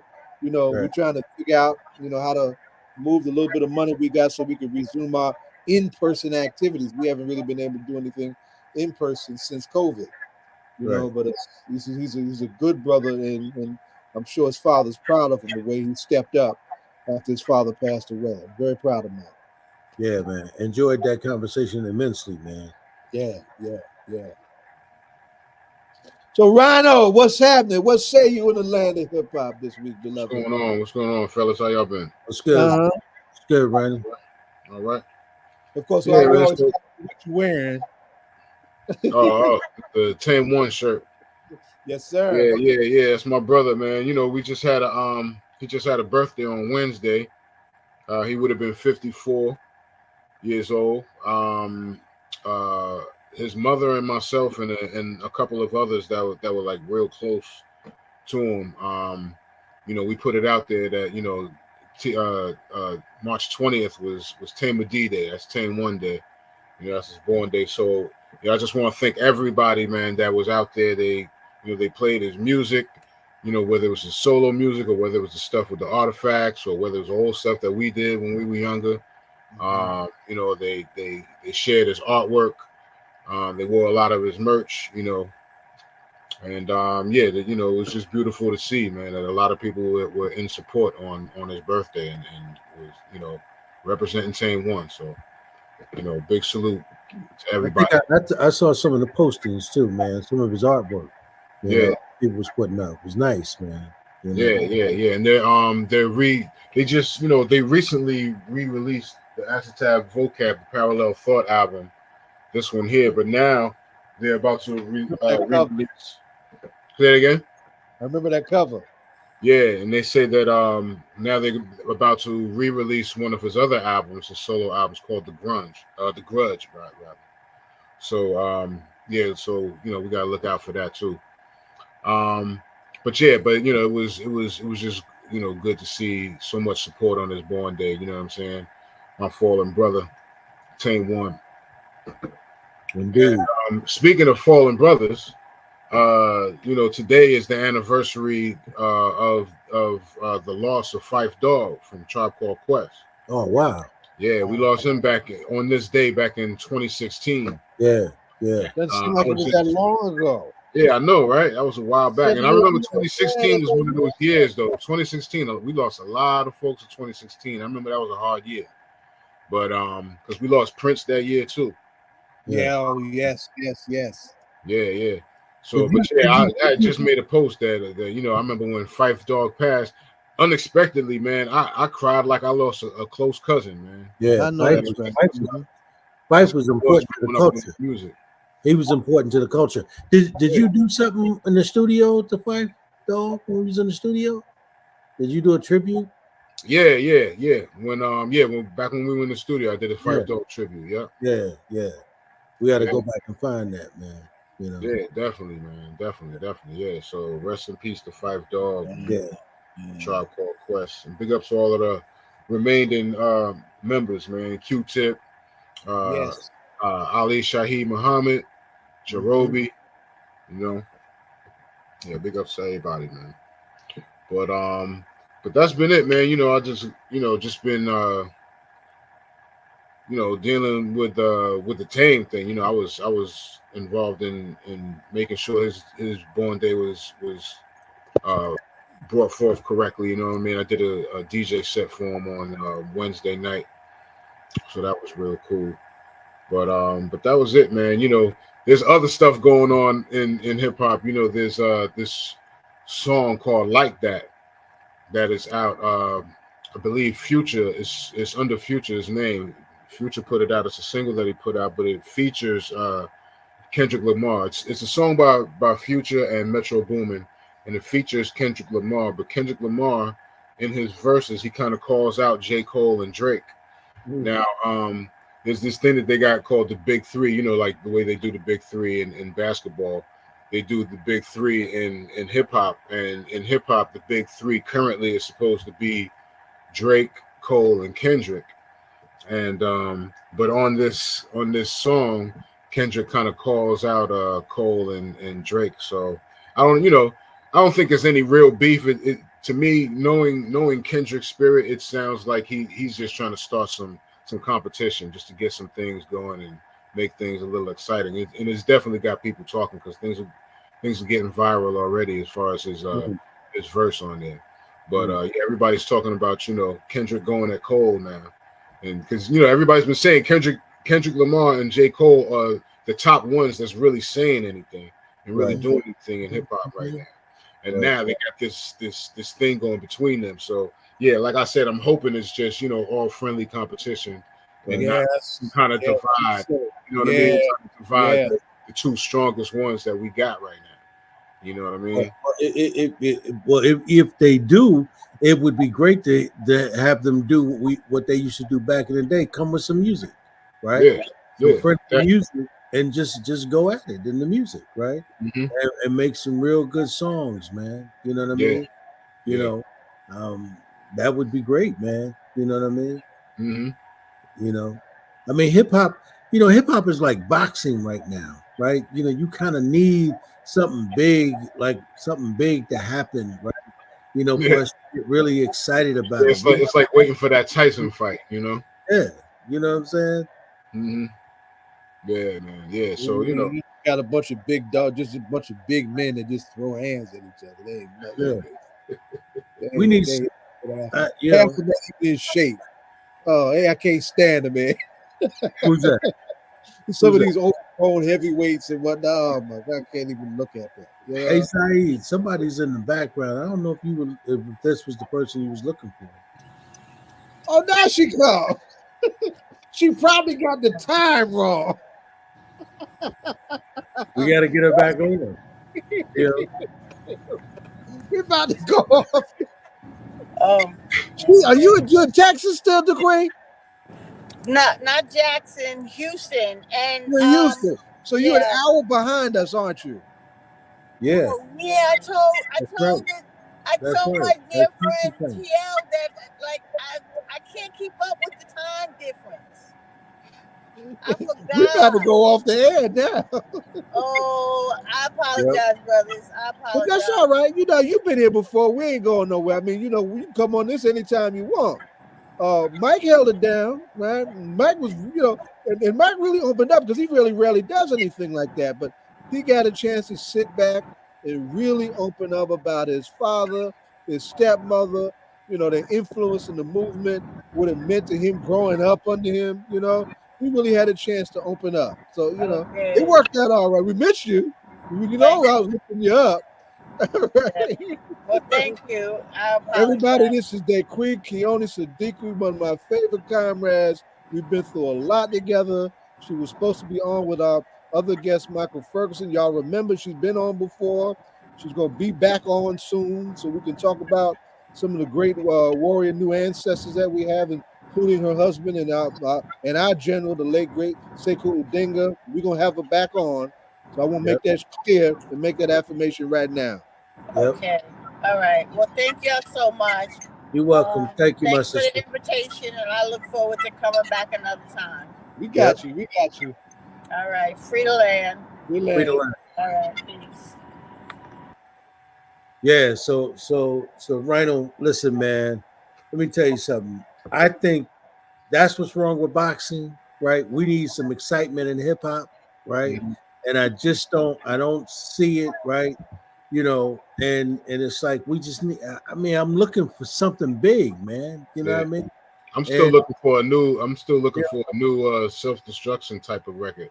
Yeah, Yes, I've been saying That's that and we need that. really With all need, the man. violence, right? We several need Stuff years. like that right now. We And I don't know definitely why need nobody's one not for right thinking now. about putting that together, man. Yeah. Like calling everybody and doing another self-destruction album. That's Or a even thought. doing something around this whole Oh man, that political would thing, right? man, that You would know, Yeah, be that's what I'm talking about. It doesn't even have to be self-destruction yeah, per se, but I mean something like that. You know what I mean? yeah, Mhm. Especially rallying around what's going on right now. yeah. You know, I Even would if love to somebody, hear the right? artists Think come about together. somebody looking at what's going on in Haiti.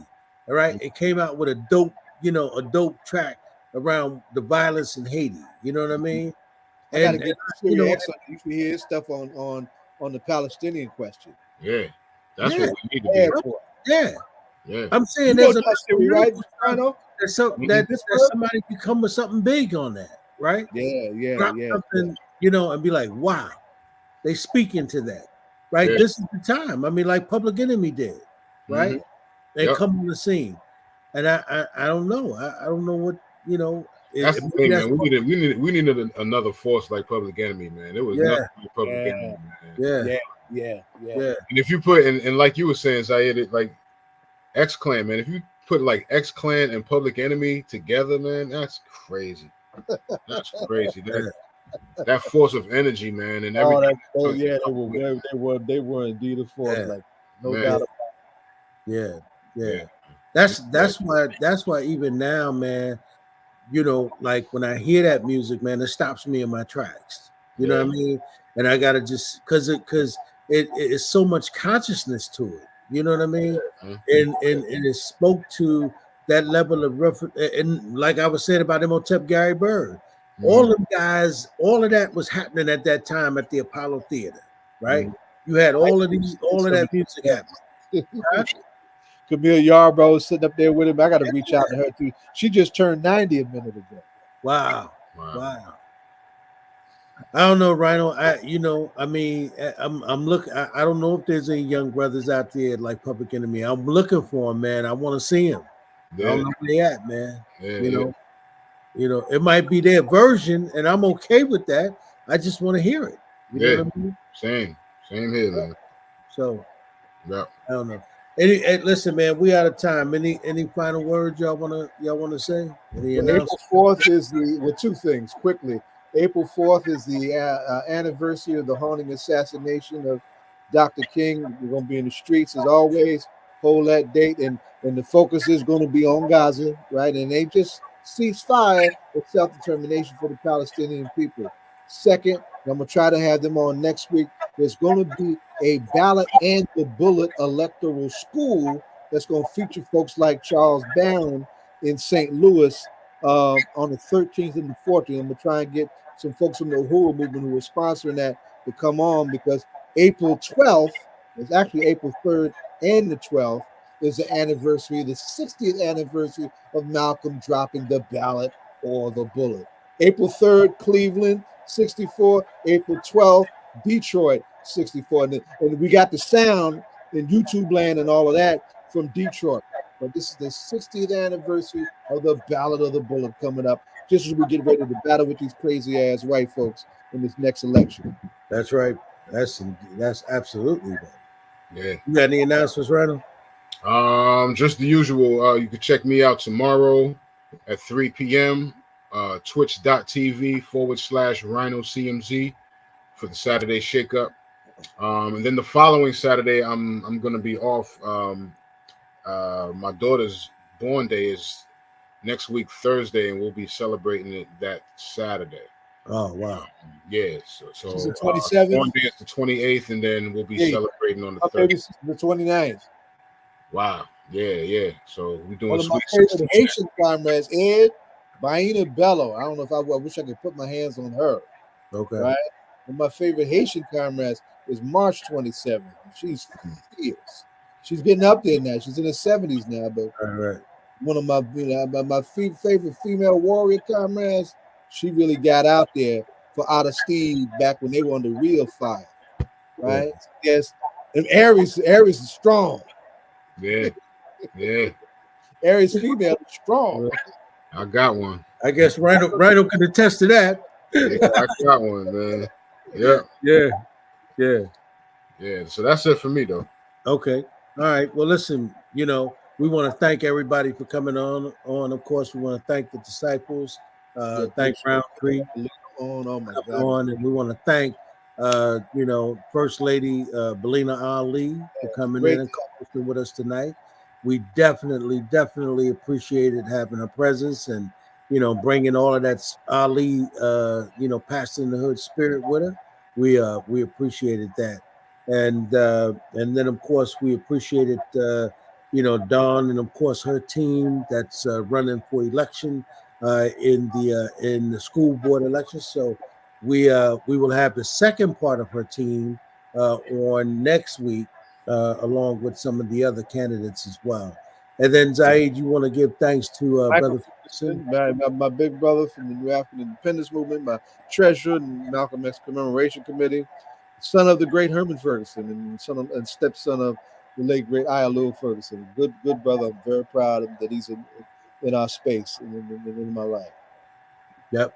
And I definitely appreciated everything he lifted up, man. Enjoyed hearing, him talk about his father that way and talk about, what's interesting to me when brothers like him come on and they tell those stories. I'm a visual guy. I go there. I could be in that meeting with him, right? I could be that little guy walking with his father. I could be that guy with hearing Malcolm, right? I'm a visual guy. I do that. And that's why so many of us didn't have fathers, period, more or less fathers who were revolutionaries. Yeah.